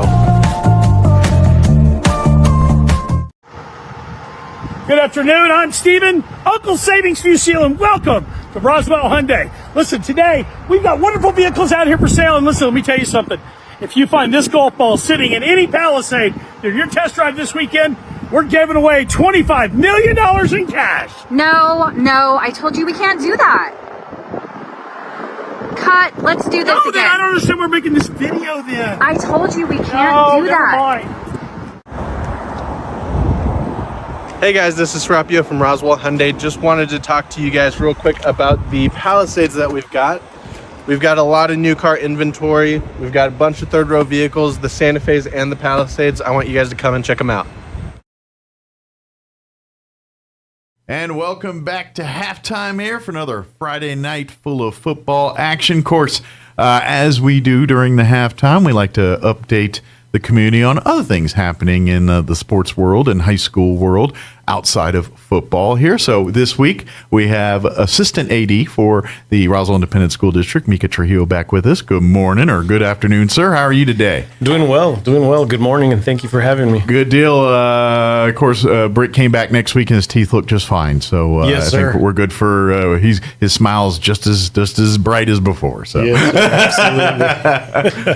of course, I know last weekend we had a pretty busy weekend with some volleyball and soccer here in town, and so hopefully a bunch of people came out to the tournaments there and cheered on our local schools as they were competing in those tournaments and things. Some of any highlights from that we want to let folks know about? I think what was really exciting about the Zia Classic, and I've been here a long time, but Roswell High ended up playing Hobbs in the championship final on the gold bracket, and they won the Zia Classic tournament. So that was pretty exciting. Excellent. Both programs are still competing at pretty high levels.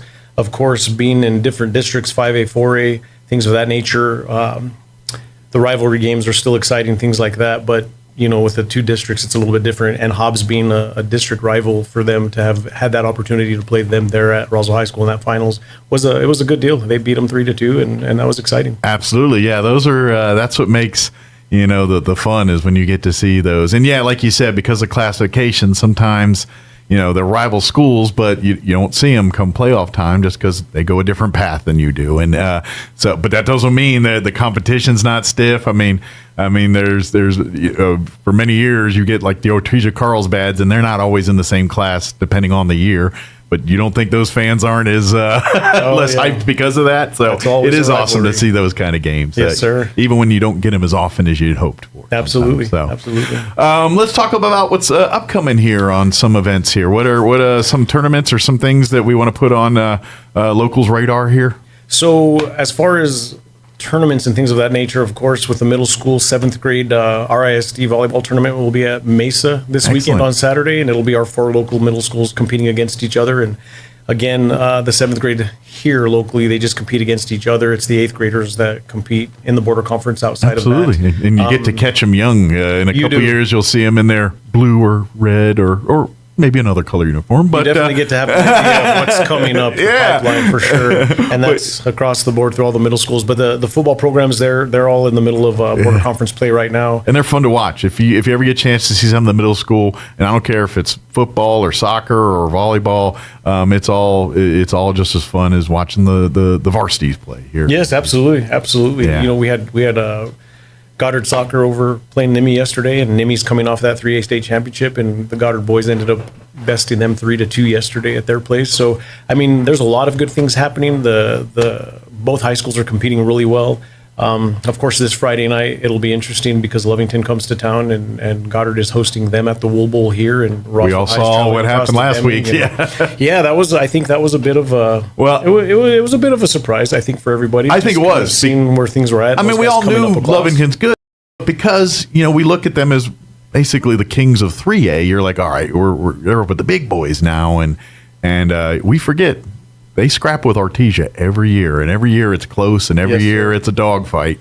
So, yeah, I mean, some people were probably surprised Friday. Other people are like, nope, this is about what we expected. This team, they're legit. And it is interesting. And you know, within the sports world on any given day, I mean, it's just how the cards fall because you look at the Roswell Hobbs game and that goes into an overtime. You look at the Lovington Carlsbad and they just kind of best them by a field goal. So, I mean, it's like the gaps are not completely huge. Sure. Everybody's scrapping. It's pretty tight, you know, all the way across the board. It kind of, you know, at first, maybe at the beginning of the year, we're thinking, all right, one or two teams in the district, cream will rise to the crop again. And we're kind of looking, there's a lot more cream here than we thought. Absolutely. And it's good. It's good. Iron sharpens iron. So I'm hoping within this district, you know, And I know it's different than what we're used to, but it is kind of exciting too, because here we are, you know, 4 or 5 weeks into the year, and we're already playing district games and talking district games. Play. And it does make the whole season much more impactful. I mean, obviously,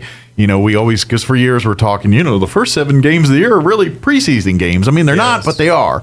And you could literally lose all those games and then win outright your district, and you're in the playoffs, and that's what happens. And now that's still the case, but you got to win a lot more games to win district. Absolutely. And so it's a dogfight, you know, 3 weeks into the season instead of, you know, the last 4 games of the season here. Yes, sir. And again, that was the NMA's hope, was that would help to make scheduling easier. But I don't know that it really helped, but it's definitely made the districts bigger. So now, you know, and that's win losses count big time now. From your perspective, and I know this probably most of this is handled at the high school level, but I'm sure from the district level, you and Britt are very much involved in logistics for getting teams to and from places and things like that.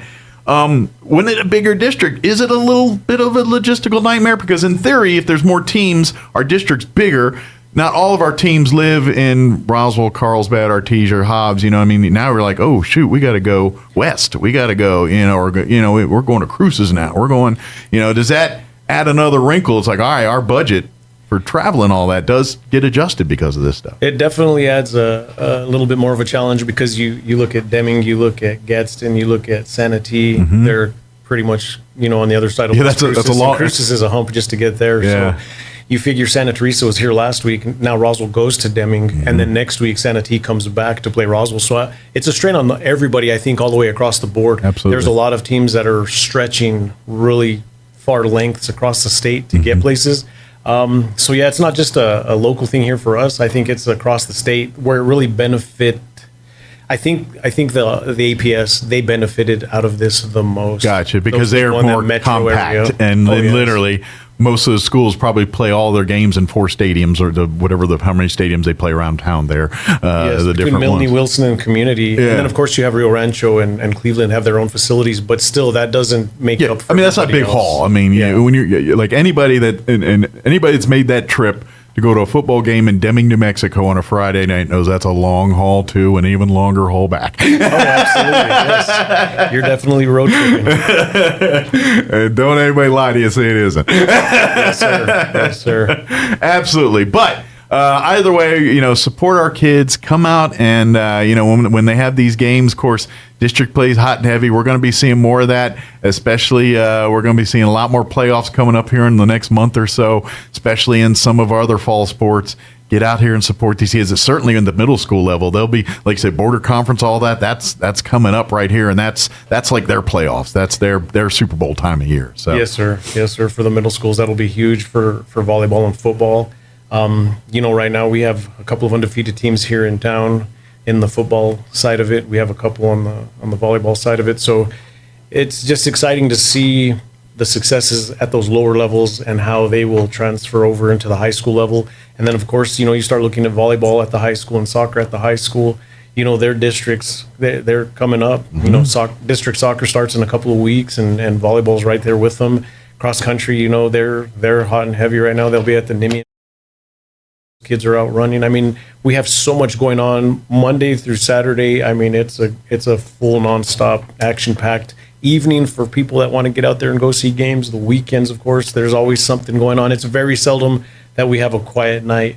Wednesdays are not as protected as they used to be. I mean, we had Roswell freshmen over in Clovis last night. Yeah. So, there's some traveling going on. Sometimes when logistics only, they try to avoid the Wednesday, but sometimes there's no way to avoid it. So, Yes, but like you said, if you're looking for local middle school and high school sports, there's a plenty of it for you just about every night here in Roswell. So get out there, support them, and root these kids on. There's nothing that makes these kids happier than when they're in the middle schools on the soccer pitch, and there's the stands that are out there are filled, and then each sideline's got people standing from goal to goal there. It's pretty good. That nothing makes the kids happier than seeing that kind of stuff. Yeah, it's exciting. They had the Roswell Goddard girls soccer game over there at the high school on Saturday, and I can't tell you, I've been to a bunch of soccer games through my life, and I think that was probably one of the neatest crowds. I think they had a chunk of football kids, a bunch of baseball kids, and the stand was just rocking. I was like, this is such a cool environment for these kids. That Goddard has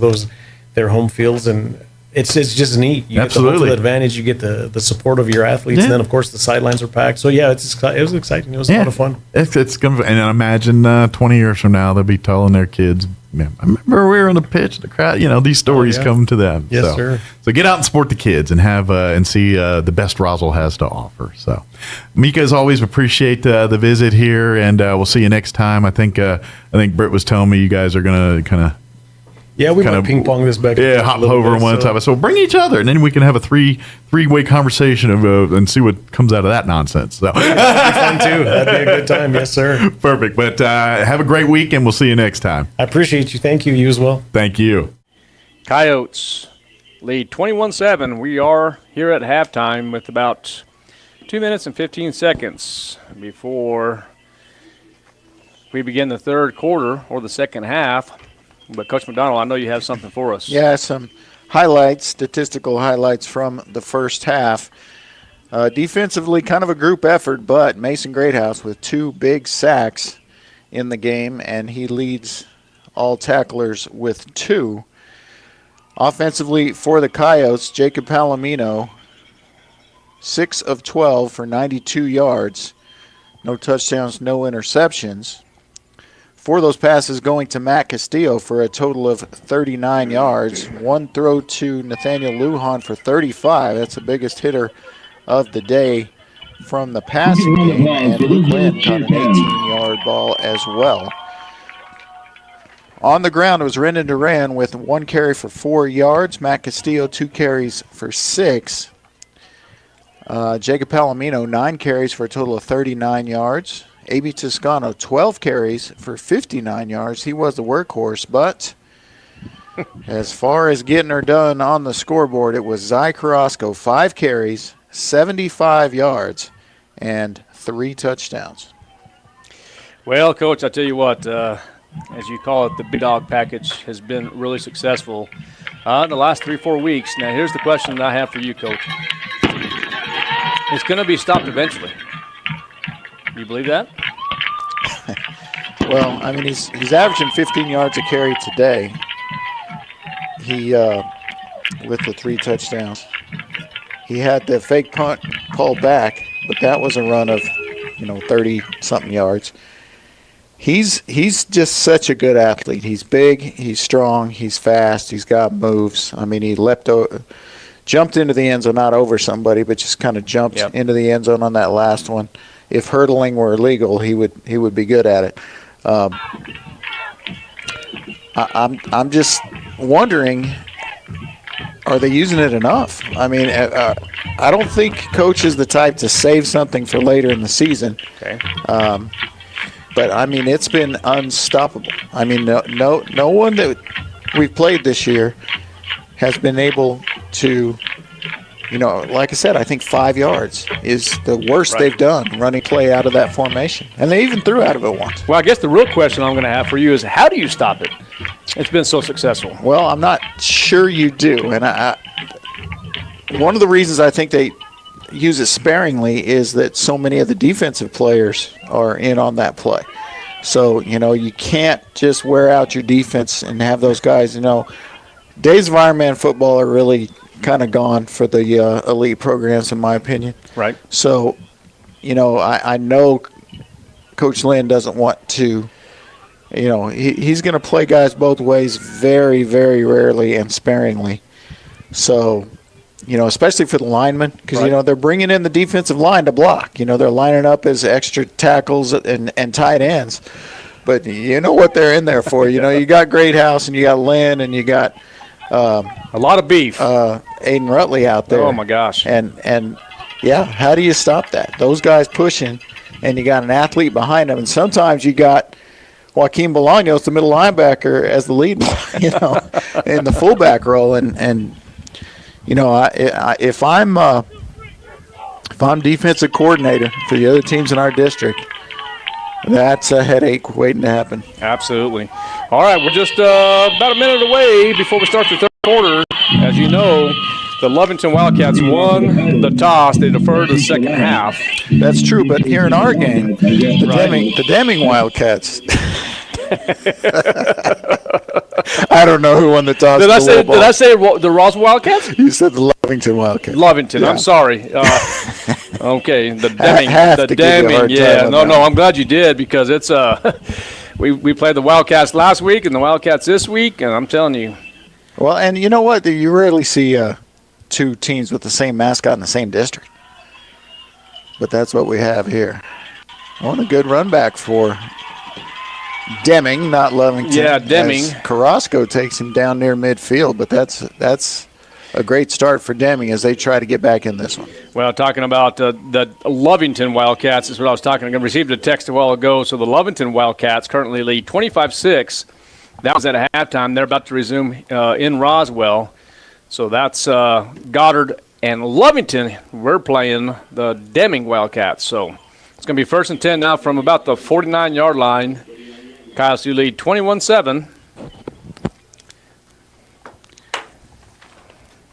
And here's those sometime blockers, but full-time defensive linemen. Let's see if they can get a little more pressure on the quarterback here. Quick pass from Alfaro. And it's going to be run out of bounds by Isaiah Aranda. Yeah, that's Joan Ramirez, the wide receiver, will have positive yardage. So 2nd down and 6.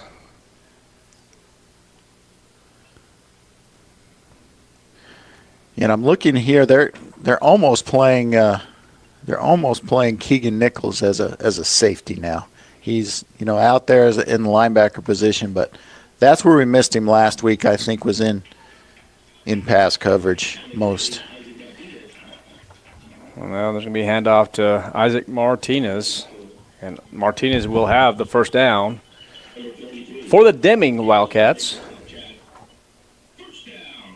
Cannon Ramage able to wrap him up, but not before he gets 1st down yardage, just barely. So an 11-yard drive so far after the good kickoff return has Deming at the Roswell High 40, trying to get this to a one-possession game early here in the third.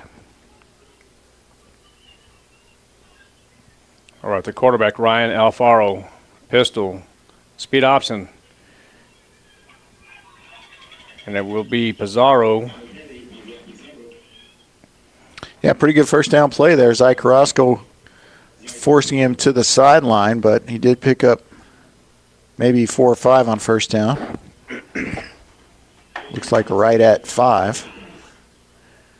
So 2nd and 5 from the 35.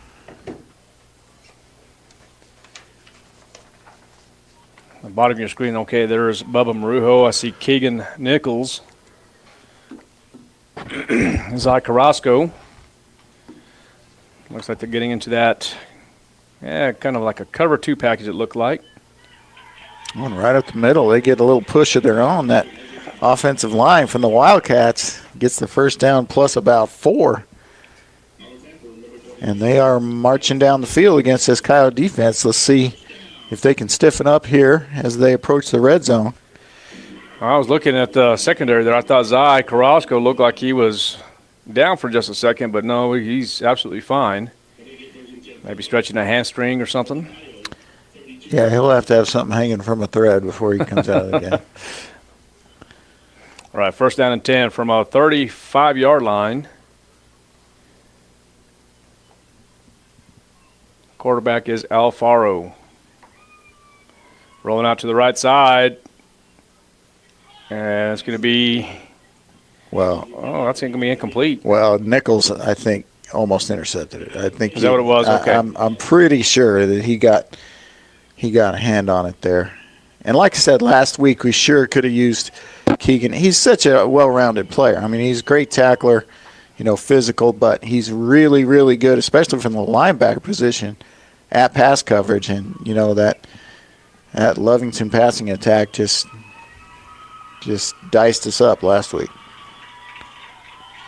All right, the Deming Wildcats trying to get their crowd involved here. But it's going to be 2nd down and 10. And Alfaro is going nowhere. Yep, Aiden Rutley with a tackle for loss there. Had a little help, but that's a great push by the defensive front. And it's going to bring up 3rd and 10. Now, this is definitely go-for-it territory unless, you get a bad snap and lose 20 or something like that. But so the Coyotes have to be looking at this like they've got to stop them twice. Well, and Coach, I didn't see anything on film with their field goal kicker. Did you see anything?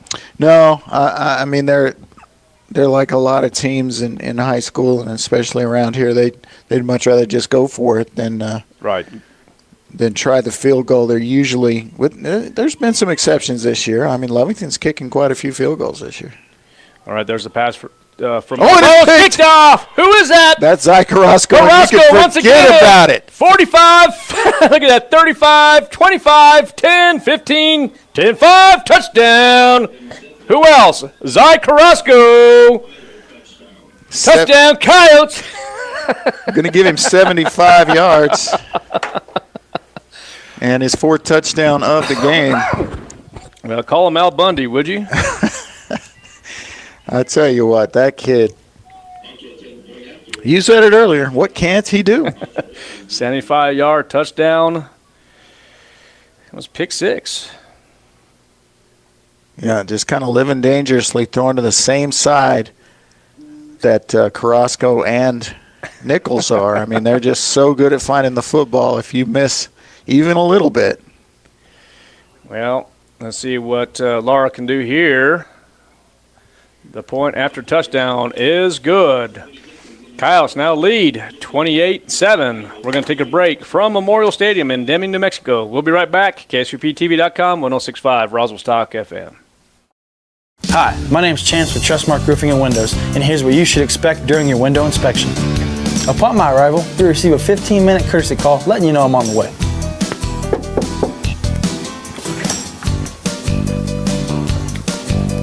Once I'm in your home, I'm going to be checking for moisture indication, functionality, and any kind of energy efficiency improvements to the inside and outside of your home.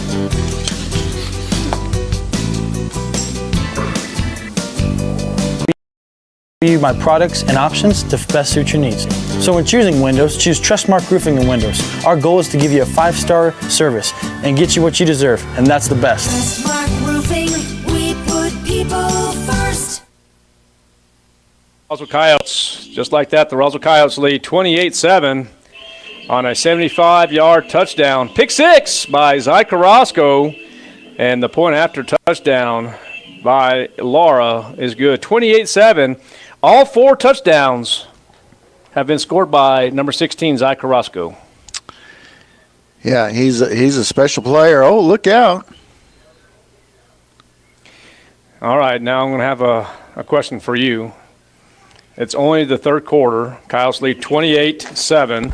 8:37 left in the 3rd quarter. Now, statistically, you're the historian of the bunch here, Coach. Who has scored the most touchdowns in a single game? Boy, I don't know. That would take a lot of research, looking back at box scores and whatnot. Most touchdowns in a single game for the Coyotes, you mean? For the Coyotes, or yes, for the Coyotes and the state of New Mexico. Now, the state one we could look up pretty easily. Yep. And if anybody has that information, you can text us. You can get that information on the internet. We don't have that capability as of yet. But for the Roswell Coyotes, I can tell you, well, I'm going to wait. I want you to answer that question. Okay. I could make a guess. Okay. I'm going to guess Mickey Reeves. That's correct. But I'll tell you what, at this rate, do you know how many it is? I think it was 5. Okay, well. I think. That record's in jeopardy then. Right. I mean, we get in a short yardage situation. Well, I can tell you right now, if Jack Cisco is listening to us, and he very well could be, if you do, Jack, give me a text, and then we can get that confirmed. But I'm almost certain it was 5, but we'll have to go back to the record books to find out. All right, 2nd down and 4 for Deming. Great play by Mikey Lucero there. We're going to call it a tackle for loss. He had help, but just once again, a good push by the front 4. And then, of course, linebackers come in to help clean it up. Okay, got an update from the Wool Bowl. 32-6 in favor of the Lovington Wildcats. 9:13 left in the 3rd.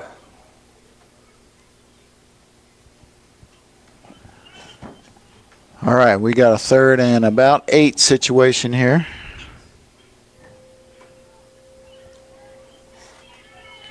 Down at the screen here, I have number 3, Pizarro, and I believe that's number 81. All right, there's going to be a timeout on the field. We're going to take one, too. You're listening to Roswell Football, KSVPTV.com, 106.5, Roswell's Talk FM. Now's the time to get a great deal on the #1 selling compact tractor in the U.S. Professional-grade mowers, durable sidekick utility vehicles, and versatile compact tractors. It's the equipment you need to take care of your land. Right now, bring home select Kubota equipment for 0 down, 0% APR for up to 84 months or save up to $2,300. Visit your local Kubota dealer, Amigo Machinery at 2801 Southeast Main Street in Roswell.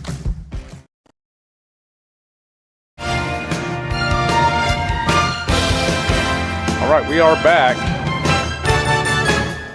Coyotes lead 28-7 after a timeout. Coach, you have any scorers from around the state? Not really, no. I'm working on your last question you asked me. So. Okay, well, I have a lot of questions for you. Yeah, you do.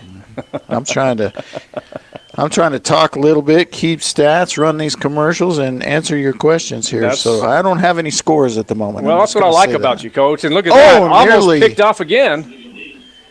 I'm going to give you another chore to work on as well. We'll see what can you do that? You're a multitasker, aren't you? Well, apparently you think so. Well, that's what I think, at least. All right, so it's going to be a 4th down situation now for Deming. Matthew Castillo set to return for the Roswell Coyotes from about the 30-yard line.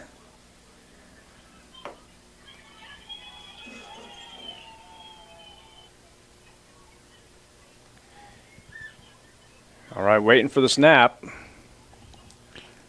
They're saying hurry. There it is. There's the snap, and short kick. And it's going to be a short kick, but ends up being okay for Deming. Yeah, decent bounce. So the Coyotes will take over about the 31-yard line. Go ahead, Coach. All right, so the most touchdowns in a game happened just in 2023 when Connie Mathis of Tularosa scored 7 in a game. And then there are 6 or 7 players tied for second with 5 touchdowns in a game, but none of those players are Mickey Reeves. So, okay. Yeah, Roswell doesn't even appear. This might be the first time that Roswell's had a 4 touchdown. Well, it has to have been at least 4 then. There's a speed option on the right side. Palamino taking it himself, and he will have the first down and more. And finally, out of bounds. See where they spot it. And that's through the New Mexico page, is that correct? Yeah. Okay. Yeah. So they're usually pretty good about that stuff. So real chance for his eye here. He could move into a tie second place all the time for touchdowns in a game. Yeah, sure could. 6 minutes and 35 seconds left in the 3rd quarter. Palamino in trouble. escapes trouble, and it will deliver.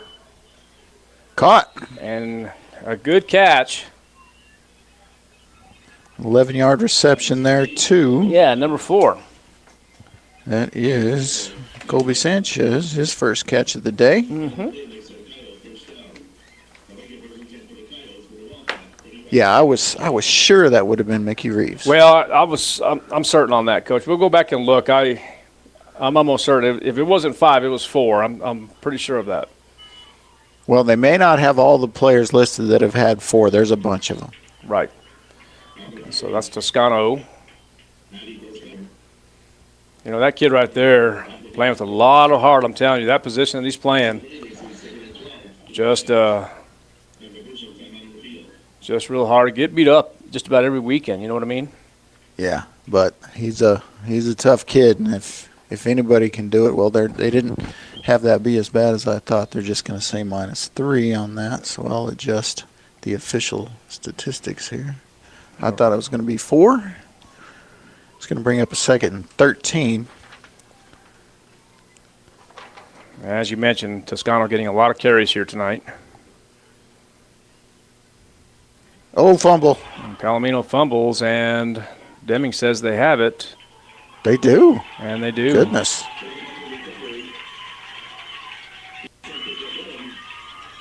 Well, that's pretty big there. If the Coyotes can drive down there and score, can almost put the game away. Right.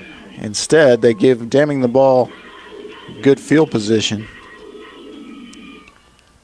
And it will be up to this defense to do their thing, which they've been doing pretty much all night. Deming had the one good drive where they had a couple of solid runs and one long pass. But other than that, this defense has pretty much shut Deming down. 1st and 10 from the 43, right hash for Deming. Scores 28-7, 5:47 left in the third quarter. The ball's handed off. Yeah, maybe 4 there. Looks like Zai was in on that tackle. I don't know if he's the first one there. Well, I'm sure he was around that area for sure.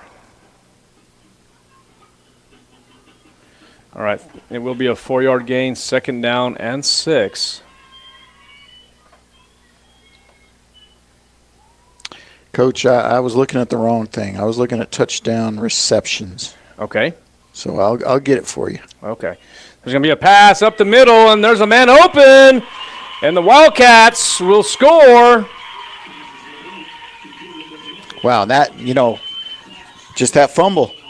Just that fumble. The Coyotes were in complete control. They had stopped them on defense. They were going down the field. You fumble it, and 2 plays later, it's a 2-possession game, and boy, how quickly things can turn. All right, so I do have the most rushing touchdowns in a game. In 1967, a kid named Ernie Perea of Los Lunas scored 11 touchdowns in a game. And, okay, and where was he from? Los Lunas. 11 touchdowns in a game. 11 touchdowns. Second place happened in 2018. That was a Del Norte player named Isaiah Ortiz. He had 8 touchdowns in a game. Okay.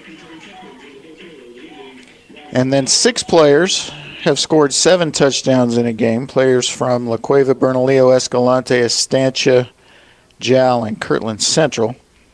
Various times. And then 6 touchdowns in a game is achieved by at least 10 players. But again, no Roswell Coyotes on that list. So okay. I'm thinking that probably 5. But here's another name. Dontrell Moore had 33 touchdowns in a season his senior year in 2000. So, that's maybe something to think about. 33 touchdowns in a 12 or 13 season game, It's pretty good. You got to think maybe had a 4 or 5 touchdown game.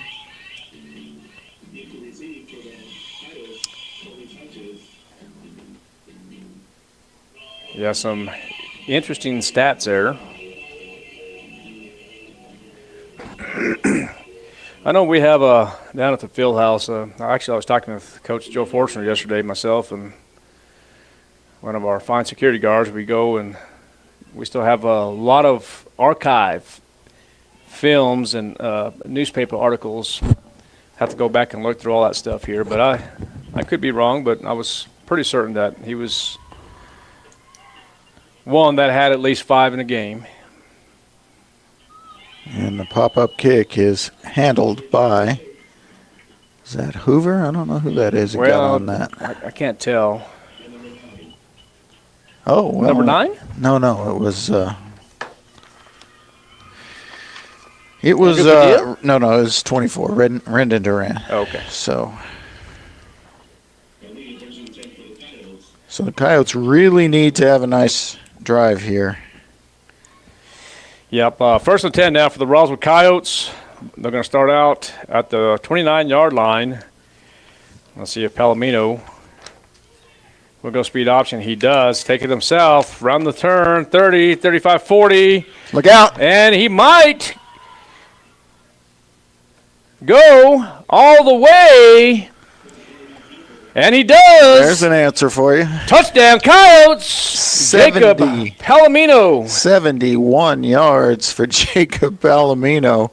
All of a sudden, he's up to 121 yards and a touchdown.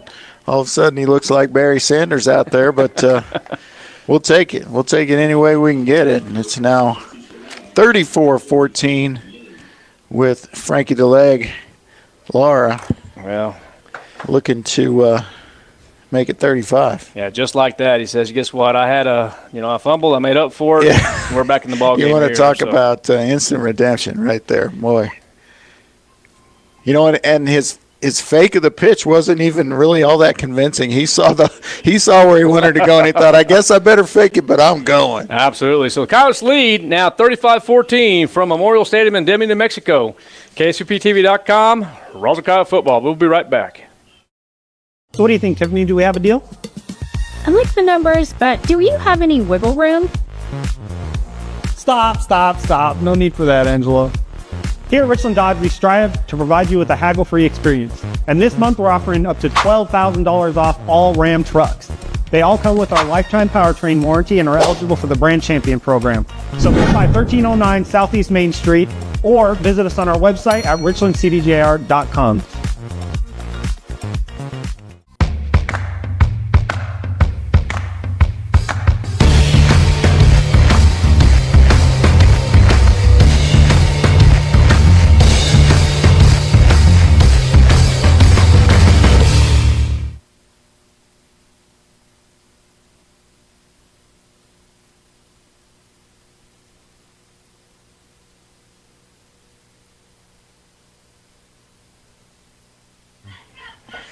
All right, welcome back to Coyote Football. Oh, fair catch. And an excellent run by Jacob Palamino. Got credit for about 71 yards. That's what I gave him credit for, yeah. I trusted the scoreboard operator on that. He said 1st and 10 at the 29, so I just went with that. Got an update from Roswell, 39-6 in favor of the Lovington Wildcats. 4:47 left in the third. In case you didn't know, Coyote Nation, Lovington's real good. And, they're going to have a say with who is the state champs in 5A football this year. They're going to have a say. Artesia's going to have a say. The Roswell Coyotes are going to have a say. There could be other teams that have a say. Maybe Gadsden.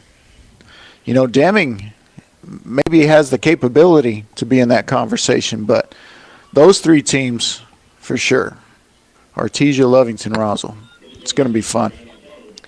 Well, and the Gadsden Panthers really came out of nowhere and just really having a really good season. Yeah, I mean they've been, they were solid last year. They were, they weren't scaring anybody really, and chasing the blue trophy, but they were pretty solid. Sure. All right, second down and about 5. Well, we'll say second and about 4. From the 35-yard line. Quarterback Ryan Alfaro, the 5'11 senior. We'll pass it over to the left side, and an excellent hit. Yeah, but if he held on, it's going to be a first down. And it appears he did. And that was Isaac Martinez. Oh, they're going to say it's an incomplete pass. You know what? It looked like Keegan maybe knocked that ball out with that hit. Well, I think it was that Aranda on top of the screen, though, wasn't it? Oh, could be. Could be. Yeah. I saw Nichols come out of off the sidelines last there, but yeah, it could have been Aranda too. That's far from our vantage point. Yeah, so we'll say that was Isaiah Aranda. But I'm digging the road jerseys and the excellent contrast between numbers and jersey color. A lot better to see. Yeah. And there is Padilla making the tackle there. Going to bring up third and nope, they got it. First down. All right, the clock stopped. Yeah, to move the chains, I think it'll start. There it goes. Yep, there it went. Hear the Wildcat growl on the public address there when they make a first down.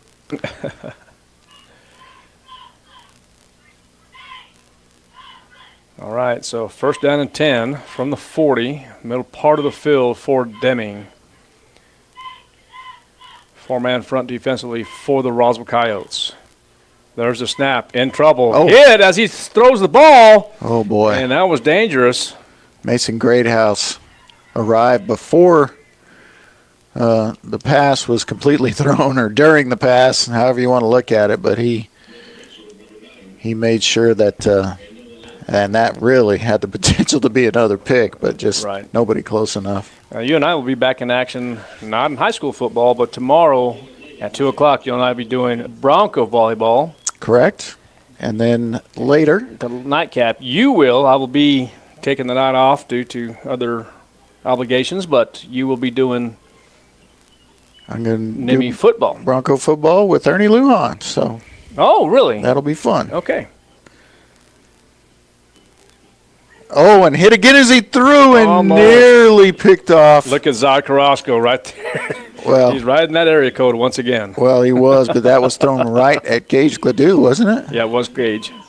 Boy, he really could have had one there. So now 3rd and 10 after back-to-back incompletions on just vicious quarterback pressures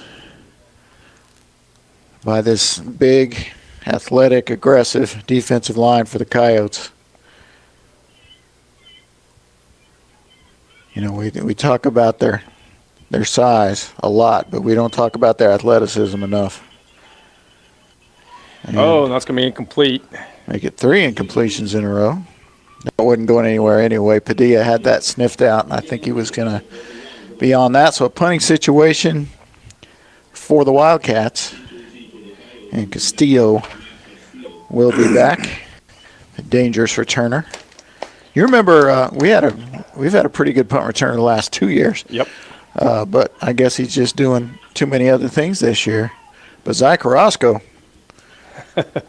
you know, he was one of the best in the state at returning punts the last couple of years, and nothing against Matt Castillo. I mean, he's had big ones already this year. He's a very good return man. See if he gets a chance on this one. Looks like he might. Yeah, he's going to be able to return it. From about the 27, and yeah, finally out of bounds. Yeah, speaking of volleyball, the New Mexico Military Institute Broncos will be taking on Odessa College tomorrow at Cahoon Armory. That game will take place at 2 p.m. Should be a good one. I think the Broncos are ranked 3 in the nation. 3 or 4. I have to go back and look, getting my information, but I think you're right, 3rd. I think they're 3rd and Odessa's 8th or 11th or something like that. 2 ranked teams. It should be a good one. 15-2 overall, 1-0 in conference play. All right, so the Roswell Coyotes will be 1st and 10 from the 34.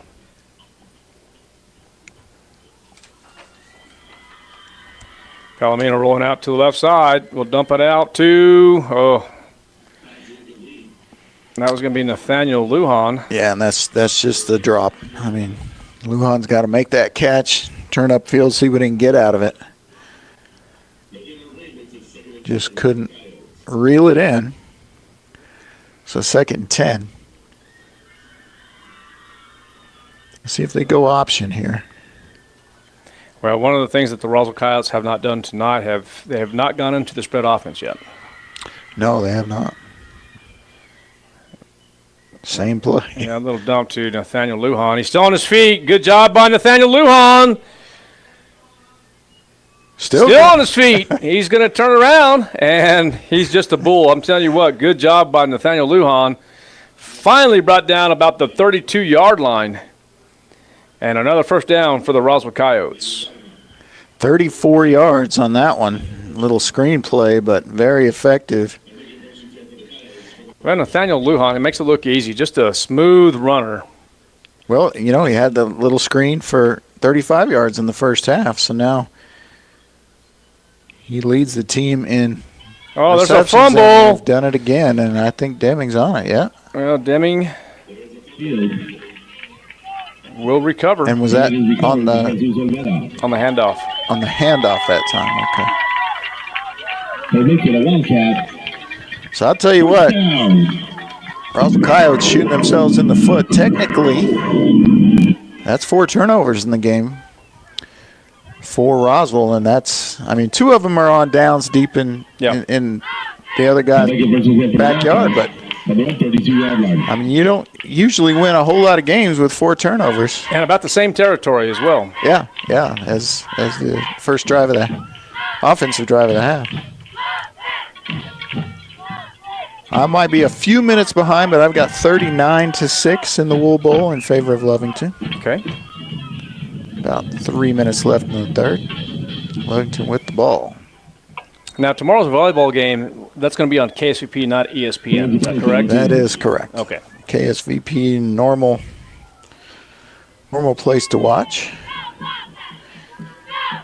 And being a Saturday game, I'm not sure what they'll do about having the core cadets there. I hope they do.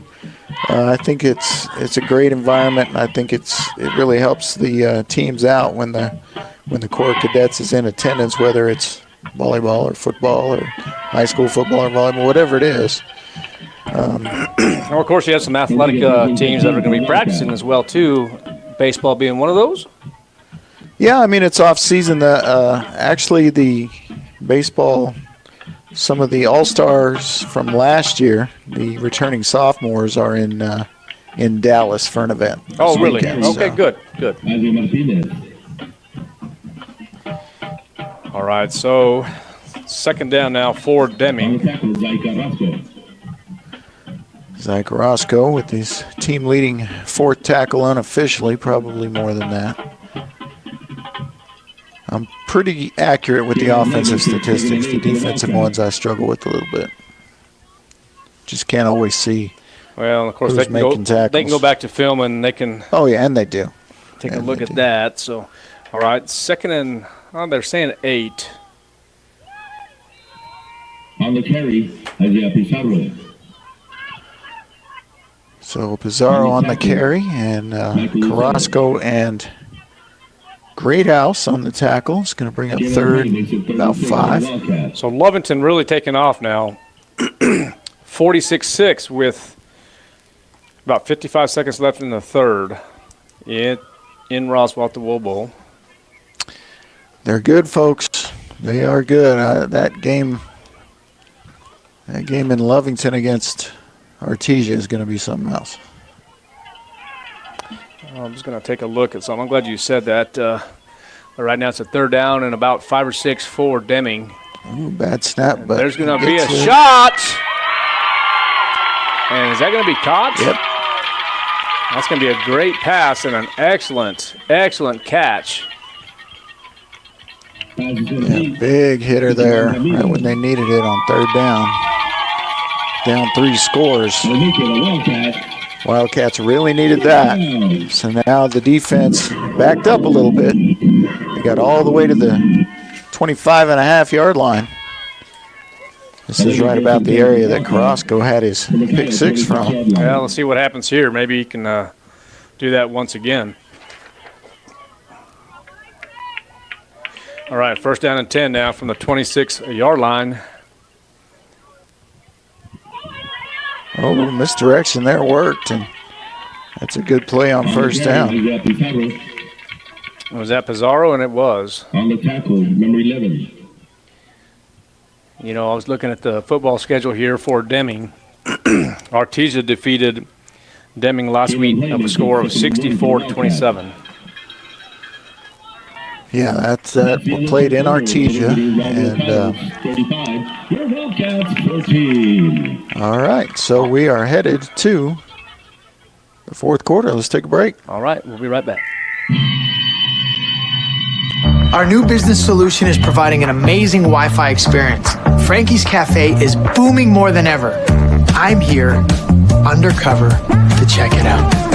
Oh, excuse me. Hi. Would you mind taking a video I can upload to TikTok? This happens a lot. Sure, I'm a TikTok guy. You can add different music. Oh, no, I meant, can you take a video of us? And that's called a photo.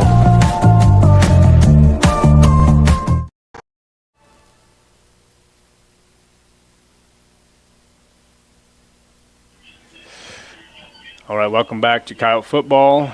We're here at Memorial Stadium in Deming, New Mexico. Coyotes lead 35-14 as we begin the fourth quarter. Coach, any thoughts as we begin?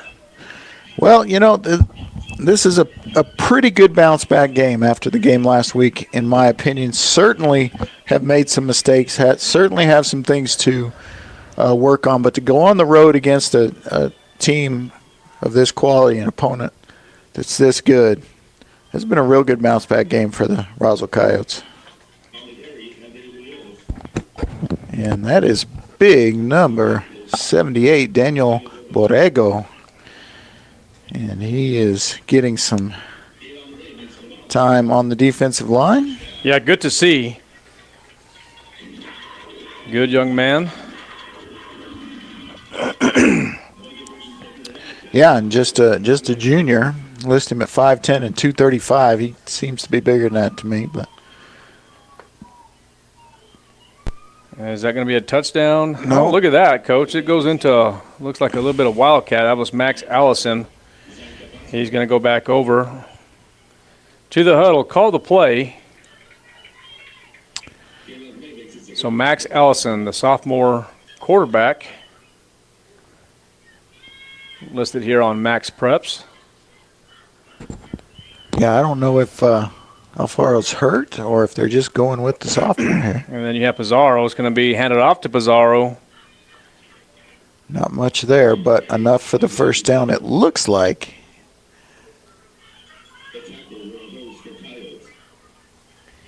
Okay, so the Deming Wildcats inside the 3-yard line, threatening. Is there somebody injured for Deming? It looks like it. Yeah, it's going to be a timeout, injury timeout. We're going to take one too. We'll be right back. Listening to Coyote Football, KSVPTV.com, 106.5, Roswell's Talk, KFM. Good afternoon. I'm Steven, Uncle Savings View Seal, and welcome to Roswell Hyundai. Listen, today we've got wonderful vehicles out here for sale, and listen, let me tell you something. If you find this golf ball sitting in any Palisade during your test drive this weekend, we're giving away $25 million in cash. No, I told you we can't do that. Cut. Let's do this again. I don't understand. We're making this video then. I told you we can't do never that. mind.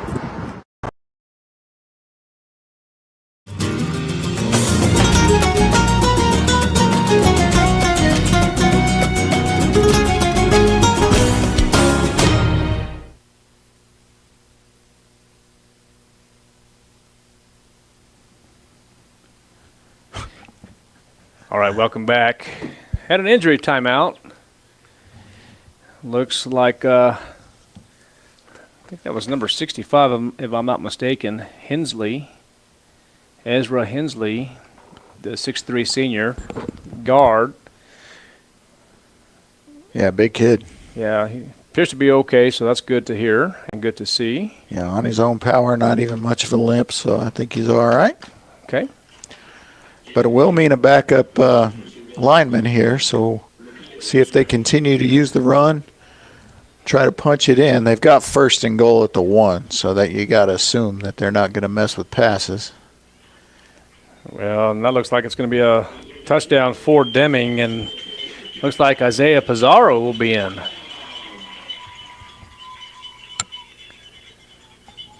So 35-20 now.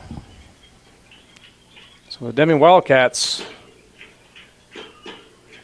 making this interesting here in this 4th quarter. Yeah, they can get, they've got it to a 2-score game now. So it'll be up to their defense to stop Roswell. And, Roswell's just pretty much kicked themselves in the foot.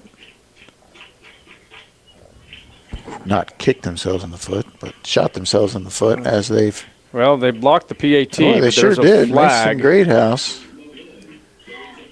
Did he come over the? And it's going to be on Roswell. Yeah, came over the center, huh? He did. Yeah. Yeah, and he knew it. Yeah, he did. Maybe see if he could get away with it. Not much to lose on that. All right, let's see. I do have an update now from Artesia. 36-20, halfway through the 3rd. Gadsden currently has the ball. But Artesia has the lead. That's a 2-score game. So two teams with tough road assignments in the district this week. One of them's getting it done, the Roswell Coyotes, and Gadsden with the toughest road assignment of all, trying to get a win in the Bulldog Bowl. It's just real tough to play over there. It's just almost impossible. I mean, you can have a great team, an undefeated team, go in there and there is no penalty on the field. I'll tell you what, it's just tough to win. All right, they're going to wave the penalty flag off. They're saying Greathouse did not jump over the center, so it will be a failed point after touchdown.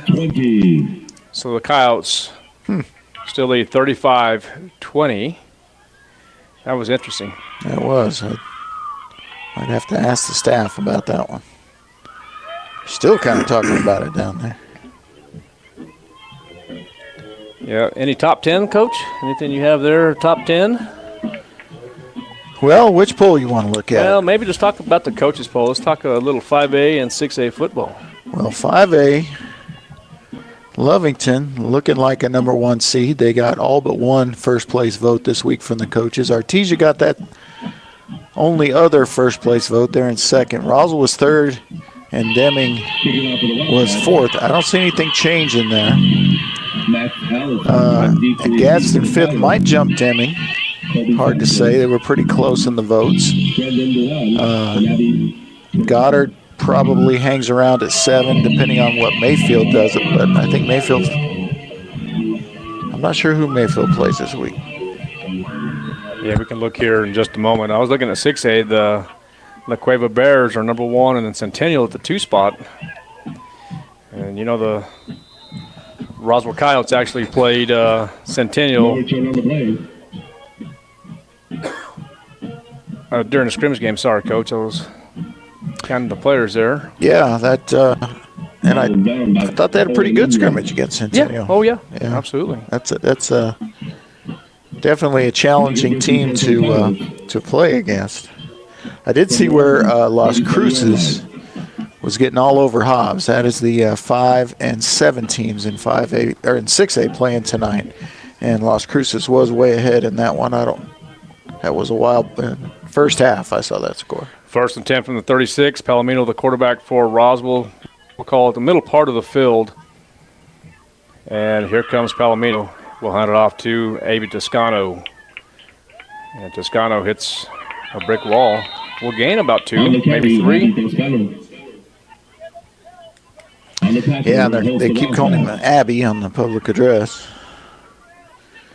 But it is Toscano for 3. He really did get a little something out of that when there wasn't much there. As you said, kind of hit the brick wall. But that's okay. 3 yards of cloud of dust when you got a 2-score lead. is okay in the fourth quarter of a football game. Yeah, absolutely. Kind of run that clock out a little bit. Sure, just keep it ticking. As you mentioned earlier, 2-possession game. Palamino with the toss over to Toscano. And just strung out nicely. That's going to be a loss of at least 3. Look like 4. Yeah, maybe minus. It's going to be a third down at about 11. You know, a lot of people don't understand, you know, the work. He's the workhorse of the Roswell Coyotes right now. He does all the dirty work. He does. I mean, he's had 4 carries for negative yards in this game. Yet he's got 15 total carries for 53. You know, that's just working hard. I mean, that's just carrying the load. Here's your first look at the spread. 3 receivers to the top of your screen, 2 to the bottom. Palamino, the quarterback, audible. He's saying, get over here. That's going to be, I believe that's number 4 downstairs. That's going to be Colby Sanchez. When they bring the pressure, they had the right play called. If they can connect there, you've got a chance to get to the sticks. But Nathaniel Lujan, I thought the pass was catchable. Just went through his hands. Yeah, a little high, but I agree with you. I think it was catchable. All right, here's Zy Carrasco set to kick, 4th and 11. Could it happen again? It could, but it won't. You know, Deming's probably giving up on setting up any kind of return here just because of that successful fake punt that was called back last time. And it's going to be an excellent punt. Really good. Oh, my gosh. Down to inside the 5.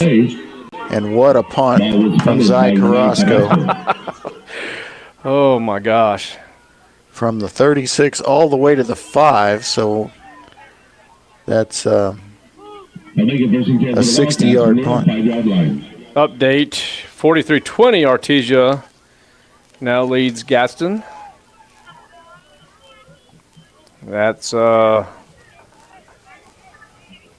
in the third quarter is what it looks like, the information I'm receiving. So they're going to spot the ball right at the 5. So Deming down 2 touchdowns with less than 9 minutes to go in the ball game, starting from their own 5. Let's see if Coach Fortner dials up some pressure here to try to get Deming back in their own end zone. Oh, there's look out. I don't want to say it was a bad snap. It just went through. That's going to be a safety. That's a safety. And that flag, it is a safety, and that flag is going to be on the quarterback. Yep. The sophomore quarterback. The sophomore quarterback you're Max talking about? Allison. Yeah. So what he tried to do is he tried to kick it out of the back of the end zone. Well, he did what he was supposed to do, but here's the thing. When he kicked it out of the end zone? That's a penalty. You can't do it. You can't bat it out of the back of the end zone. You can't kick it out of the back of the end zone. So this is going to be probably assessed on the free kick.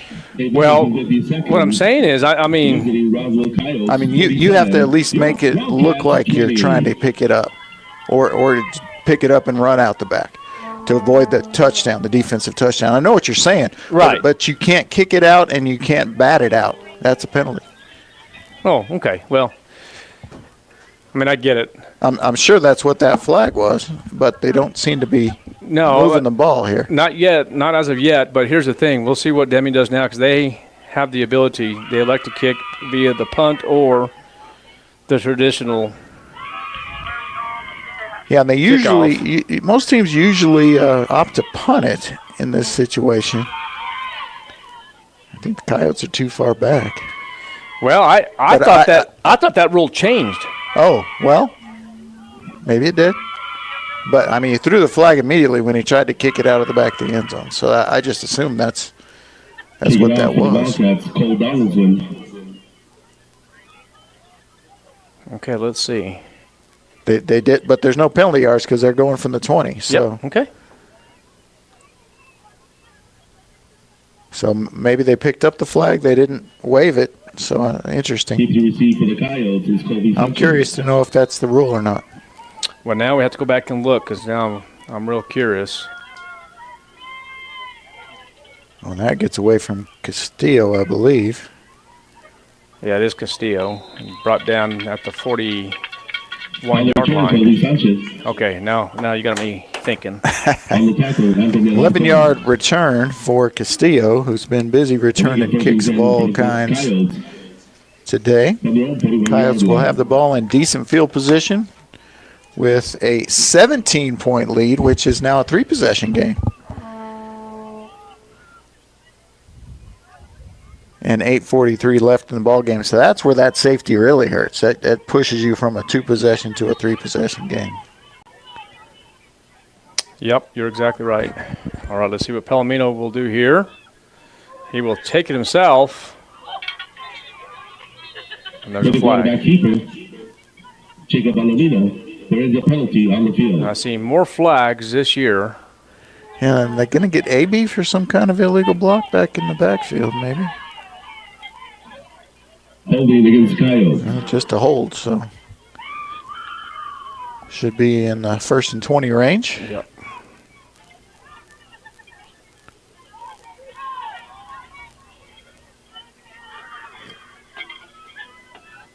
So what do you do, partner, if you're Coach Gomez calling the plays here? Okay. Obviously, you want the clock to run. Okay. But now you're in a tough down and distance. What are your play calls here? Well, I still think you continue to run. Your 1st and 20, you still have four downs to get positive yardage. I think you continue to run, use the clock as much as possible, and then if you have a chance in a short gain, then you get that big dog package in. Oh, good fake, and Palamino's off again. One man to beat, still going. And that's what you do. That's what you do, huh? Well, you keep it on the ground. So let's see. Down at the 25. It's a 34-yard carry from Jacob Palamino, who had a 71-yard carry the last time he tried to run the ball. Well, just showing the speed there.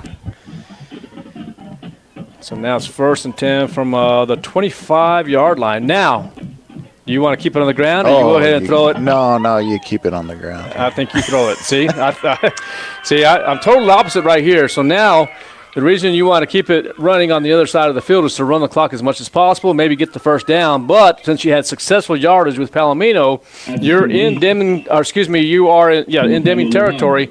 I think now, if you can score one more time, you put the game away. Well, absolutely, a score puts the game away. So yes, I think now you go ahead and try to run it. One more time here, and then let's see if Palamino elects to roll out to the right side here, but you will have motion with Castillo, and there it is. There's the run. Palamino on his feet. The quarterback keeper. And finally brought down inside the 20. On the tackle, and I won't be a bit surprised to see a pass here. Well, I'd be surprised because they're bringing the big dogs in on short yardage. So he does have one pass attempt. Okay, so don't be surprised if he throws it into the end zone. I won't be, and it'll be to Jacob if he does. That's right. A little fade pass to the top of your screen. Let's see what Carrasco will do here, if he's going to have a shift over. And there's not going to be a shift over. That's going to be a busted play there. That's a bad snap, and it goes over the head of Carrasco. Oh. Now you got 4th and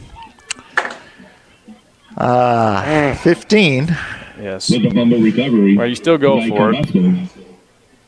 Yeah, you go for it. I mean, it's still 3 possessions. So, the last thing you want to do is try a kick here. Although they'd get the ball at the 20 if it's too far, though. Well, I got a final score of 46-6. Lovington defeats the Goddard Rockets. And timeout call. All right, we'll be right back from Memorial Stadium in Deming. You're listening to Coyote Football on KSRPTV.com, 106.5, Roswell Talk FM. The Wildcats back in action next Saturday when they travel to the... Hey guys, this is Serapio from Roswell Hyundai. Just wanted to talk to you guys real quick about the Palisades that we've got.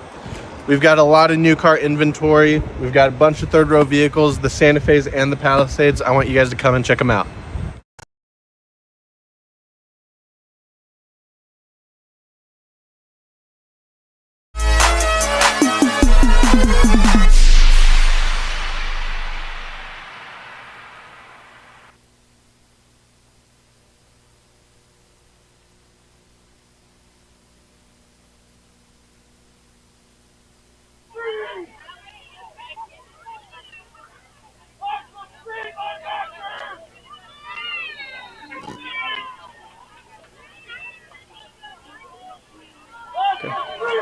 All right, we are back. It's going to be 4th and about 25 from the 33-yard line. Empty set for the Roswell Coyotes. Palamino takes the snap. And we'll throw it up the middle. Touchdown, Coyotes! 33-yard strike. Who caught it? Let's see here. Palamino with an excellent throw connects, and we're trying to get that number. It's hard from our angle here. You know what? I think it was number 4. Colby Sanchez. Colby Sanchez, yeah. 33-yard strike, his second catch of the day. Oh, there you go. First touchdown throw of the day. All right. For Jacob Palamino. For now, the score is going to be 44 to 20 in favor of the Roswell Coyotes. We're going to take a break from Memorial Stadium in Deming, New Mexico. You're listening to Art Sandwell, Kelly McDonald, KSVPTV.com, 106.5 Roswell's Talk FM. What's up, guys? Jeremy Barola here at Roswell Honda. Summer is over, but the deals at Honda are not. We have rates as low as 2.9% on select new Hondas throughout the rest of the month. So come see us at 2177 West 2nd Street and ask for Jeremy.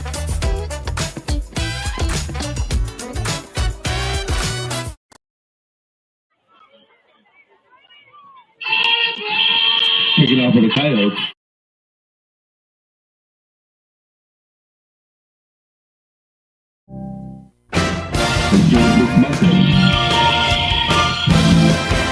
All right, 24-point lead for the Roswell Coyotes. Excellent connection from Palamino to Colby Sanchez. On the return, Anthony Munoz. The kick will be returned. Looks like Zach Carrasco. No, you know what? I think it was Tyler Wojcik. Okay. I'm going to give him credit for it. They may fix it in film. So still in the third quarter in the Bulldog Bowl. 43-20 is the score, but Gadsden on the move. Kind of curious about Mayfield. We're talking about the top 5, top 7. Well, everybody's in the top 7 at least from the district. Well, except Santee. Except for Santee, yes. Yeah. That's going to be a good tackle. And good sportsmanship by Mason Gray. No, that was little Dom. I haven't called Dominic Silva's name yet. Yes, Santa Teresa is ranked 12th.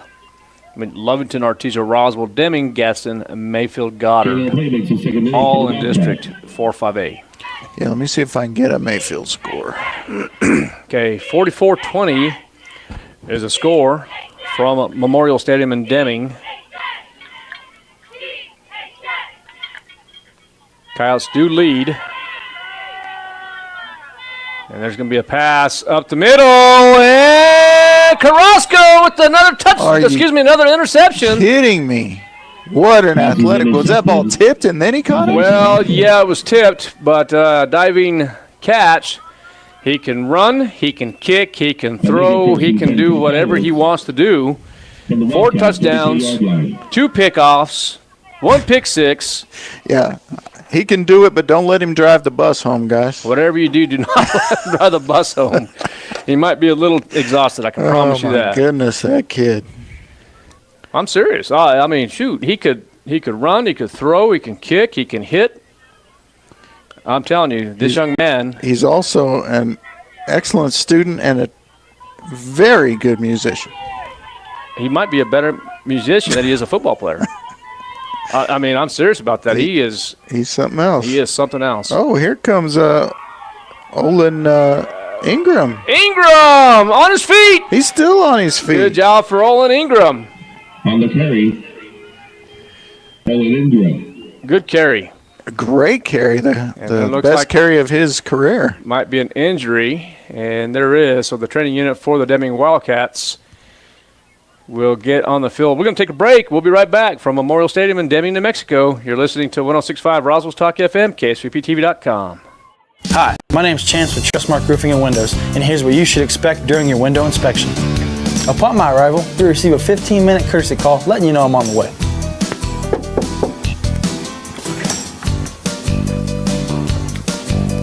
Once I'm in your home, I'm going to be checking for moisture indication, functionality, and any kind of energy efficiency improvements to the inside and outside of your home.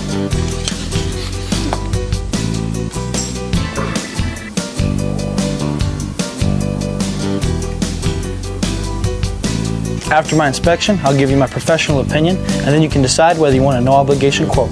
Myself or the office will contact you to set up a date when I can show you my products and options to best suit your needs. So when choosing windows, choose Trustmark Roofing and Windows. Our goal is to give you a 5-star service and get you what you deserve, and that's the best. Trustmark Roofing, we put people first. The guard tackle sophomore. So let's see if the Roswell Coyotes can get into the end zone and put this game. It's kind of out of reach now, but let's go ahead and just. Well, I mean, it's, yeah. Yeah, 24-point lead. I mean, it's still just a 3-possession game. Right. You know, went from 17 to 24. Well, let's see if Rendon will get in there. Oh, there's the fumble. Well, just that, there's just too much of that. Didn't lose the ball. Well, and that's Luke Lynn, quarterback. So it looks like Coach Lynn is putting some reserve players in. I don't want to say reserve. That's maybe bench. Is bench better than reserve? Well, because I think any of these players have the ability to. Oh, a lot of them would be starters on most teams. Of course. Yeah. All right, Luke Lynn, the quarterback now for the Roswell Coyotes. Speed option. Lynn, nice and strong, big and tall, but will be taken down, and Lynn is going to be tackled inside the 10-yard line, so it's going to be 3rd down. Look at the size of Luke Lynn, though. I mean, gosh. He is a big kid, isn't he?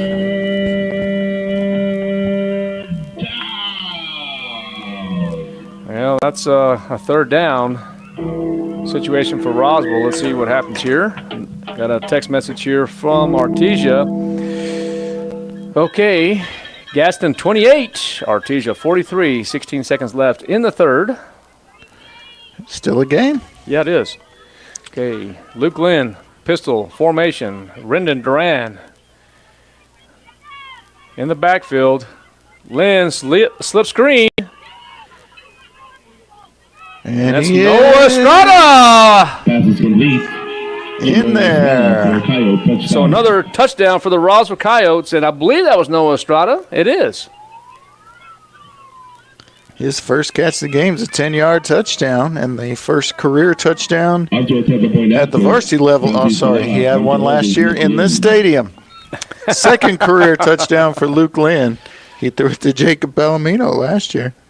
All right, so the score is now 50-20, 30-point lead now for the Roswell Coyotes. 2 minutes and 47 seconds left in this ball game. And you can put this one in the refrigerator, my friend. I think you're exactly right. There's going to be the snap, and Lujan. Lara. 2 minutes and 47 seconds. PAT's up and good. So 51-20 is the score. We're going to take another break from Memorial Stadium in Deming, New Mexico. You're listening to Coyote Football on KSVPTV.com. History of greatness, the real challenge starts after the finish line.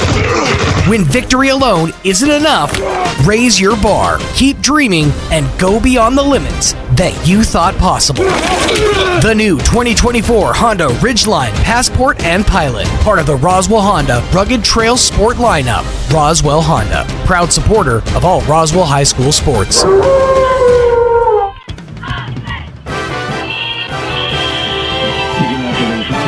And the thumb goes up, 51-20 in favor of the Roswell Coyotes. Noah Estrada in from 10 yards out. And I think it's pretty safe to say this game is over. Yeah, I don't think the outcome is in question. Ball's kicked out of bounds. And Laura kicks it out of bounds. And that will, that's not, if that's by design, I'm okay with that. It gives them decent field position, but it doesn't, it eliminates a return for a touchdown. And, I know it's a 31-point game, but, I'm just okay with that. Yeah, still not a running clock, so. That'll make it first and 10 for the Wildcats from their own 35-yard line. Okay. You see Carrasco in there. He's not going to get the 5 touchdowns as. No, he's not going to get the 5 touchdowns. But I think it's pretty safe to say he might be player of the game. He would have my vote, yes. 4 touchdowns, 2 pickoffs, 1 pick six, numerous tackles, 60-yard punt. Yeah, 60-yard punt. Add to the stat sheet. And looks like all reserves in right now for the Coyotes on defense, and quite a few for Deming as well. They have the backup quarterback in. I'm just assuming that they have several backups in at the other offensive positions, and both teams kind of content to just kind of let the clock Well, that's what do you its should do. thing. Yeah, that's what you should do. Nice play there by number 50, and that is Dominic Silva. So they have at least one starter still in the game for the Coyotes. The Deming Wildcats will be back in action next week at Mayfield, and we still haven't received any information from. I wonder if they tomorrow, or maybe last night. I'm not sure. I think there's a chance they played last night. I think I have a quick way to check that. So. Yeah, the Deming Wildcats will fall now to 3-2. We still have about a minute and 35 seconds left, but they will fall to 3-2, 0-2 in district. And I tell you what, we're more than halfway with the season. It's hard to believe. Yeah, it really is. All right. We had kind of a strange start to the season. There's going to be a fumble, it looks like. And let's see if the Roswell Coyotes recover. And they do. And look at that. Tyler Wojcik. I don't know if he forced it, but he recovered it. And the Roswell Coyotes and Luke Lynn will have another chance to get on the board here. St. Mike's and Eunice. St. Mike's taking care of Eunice. All right, so the Roswell Coyotes will be taking on Santa Teresa next Friday at 7 p.m. So the Roswell Coyotes will play back-to-back weekends, September 27th and October 4th, Santa Teresa, and then the Gadsden Panthers.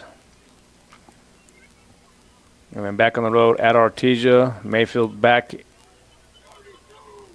in Las Cruces, and then we'll end up finishing with the Goddard Rockets. Yes, I wonder if Mayfield plays tomorrow. I'm not seeing anything on them. They didn't play last night. Oh, they're going to just victory formation. Bring Jacob in for the victory formation, and that's good. I like it. Yeah, and that's going to do it. Ball is down by Luke Lynn. So this will be, and it's not Luke Lynn. It's correction. Jacob Palamino. Thank you. They do the correction. And they will probably have to do it twice, right? Maybe 3 times. Can't see the play clock. Well, I'm going to say one more, and that's going to do it. Yeah, I think they have to do it one more time. That's going to be it. Now they're walking off. I think they're going to let it go.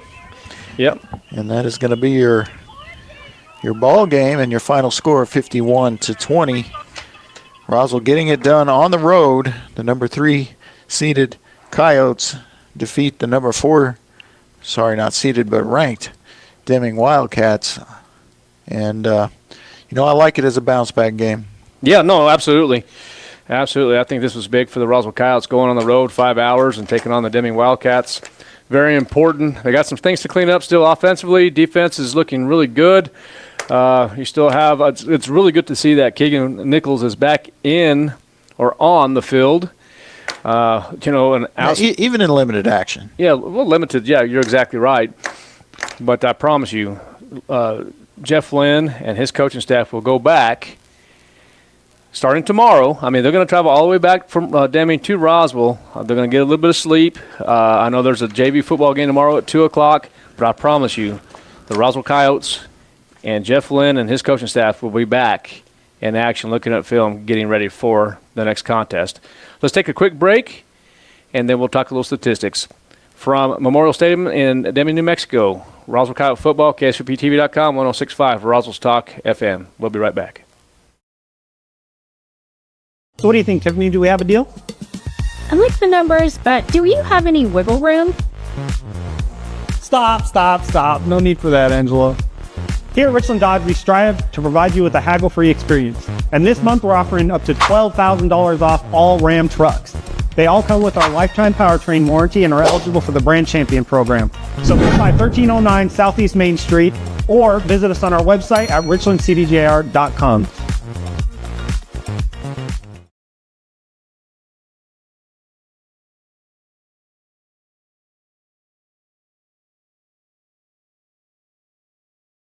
For here at Trustmark Roofing and Our new business solution is providing an amazing Wi-Fi experience. Frankie's Cafe is booming more than ever. I'm here, undercover, to check it out. Oh, excuse me. Hi. Would you mind taking a video I can upload to TikTok? This happens a lot. Sure, I'm a TikTok guy. You can add different music. Oh, no, I meant, can you take a video of us? And that's called a photo.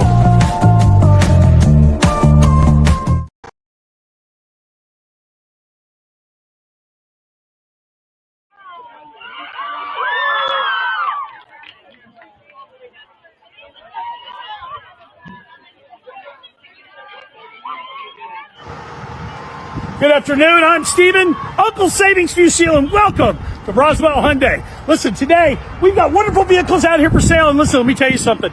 If you find this golf ball sitting in any Palisade during your test drive this weekend, we're giving away $25 million in cash. No, I told you we can't do that. Cut, let's do this again. Then I don't understand we're making this video then. I told you we can't do that. Never mind. Hey guys, this is Rapio from Roswell Hyundai. Just wanted to talk to you guys real quick about the Palisades that we've got. We've got a lot of new car inventory. We've got a bunch of third row vehicles, the Santa Fe's and the Palisades. I want you guys to come and check them out. What's up, guys? Jeremy Barola here at Roswell Honda. Summer is over, but the deals at Honda are not. We have rates as low as 2.9% on select new Hondas throughout the rest of the month. So come see us at 2177 West 2nd Street and ask for Jeremy. KSVPTV.com, 106.5 Roswell's Talk FM. The Roswell Coyotes win big in Deming, 51-20. Coach McDonald, do you have any stats? Sure do. Frankie the Leg Lara, 6 for 6 on extra points.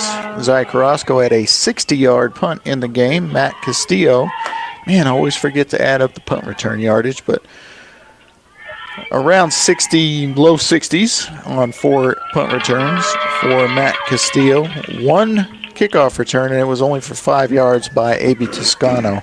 Defensively led by Zai Carrasco, who led the team with 6 tackles and 2 interceptions, including the pick six, 75-yard return for the touchdown. 2 sacks from Mason Greathouse and 3+ tackles from Keegan Nichols, Greathouse, Aiden Rutley, and Noah Lynn. Also had a fumble recovery by Tyler Wojcik. Offensively, Jacob Palamino was 10 of 18, 173 yards and a touchdown. 2 fumbles, however, mar that stat line a little bit. Luke Lynn, 1 for 1, 10 yards and a touchdown. Those receiving yards went to Noah Estrada. He had the 10-yard touchdown grab from Luke Lynn. Luke Lynn also had a catch for 18 yards. Colby Sanchez, 2 catches, 44 yards and a touchdown. Nathaniel Lujan, 3 catches for 72 yards. And Matt Castillo, 4 catches for 39 yards. Running the football, Luke Lynn, 2 carries for -6 yards. Rendon Duran, 1 carry for 4 yards. Matt Castillo, 2 carries for 12. Olin Ingram, 1 carry, but for 40 yards on that 1 carry. AB Toscano, 15 carries for a total of 53 yards, and leading rusher for the Coyotes, same guy that was the leading passer, it's Jacob Palamino, 13 carries, 105 yards, including the 71-yard touchdown, and there you go. All right, once again, the Roswell Coyotes win big in Deming, 51-20. The Deming Wildcats now fall to 3-2 overall, 0-2 in district play. They will be back in action next week at Mayfield. That game will be at, it says 10 a.m., so I don't know if that's correct or not, but that's what it has on Max Preps. And for the Roswell Coyotes now will improve their record to 3-1, 1-1 in district, and will be taking on the Santa Teresa Desert Warriors next Friday in Roswell. That game will be at 7 p.m., pregame at 6:40. Ladies and gentlemen, thank you to all of our sponsors, KSVPTV.com, and Roy Smith, our producer, this evening. Safe travels back to Roswell. We'll see you next week, and it's always great to be a Coyote. Have a good night. That concludes this edition of Roswell Coyote Sports on 106.5 Roswell's Talk FM. Sports on 106.5 Roswell's Talk FM and online at KSVPTV.com is presented by Artesia General Hospital, Bob Reed Pest Control, Candlewood Suites, Central Valley Electric Cooperative, Dion's Pizzas, Salads, and Subs, Eastern New Mexico University, Farmers Country Market, Moppin and Brown Dentistry, Pecos Valley Equipment, Richland Chrysler Jeep Dodge Ram, Roswell Seed, Trustmark Roofing, Eastern New Mexico University Roswell, Amigo Machinery, Richland Motors, Wakefield Oil, Plateau, Bergie's Plumbing and Heating, and Wakefield Oil Express. We now return you to your regular scheduled programming. Against a government that wishes to reprogram you, not just from conspiracy theories and the idea that you think that maybe there is a demonic conspiracy against the church or against God. How are you going to defend that when they come in and they say, deny? You must deny, you must be reprogrammed. How are you going to deal with that?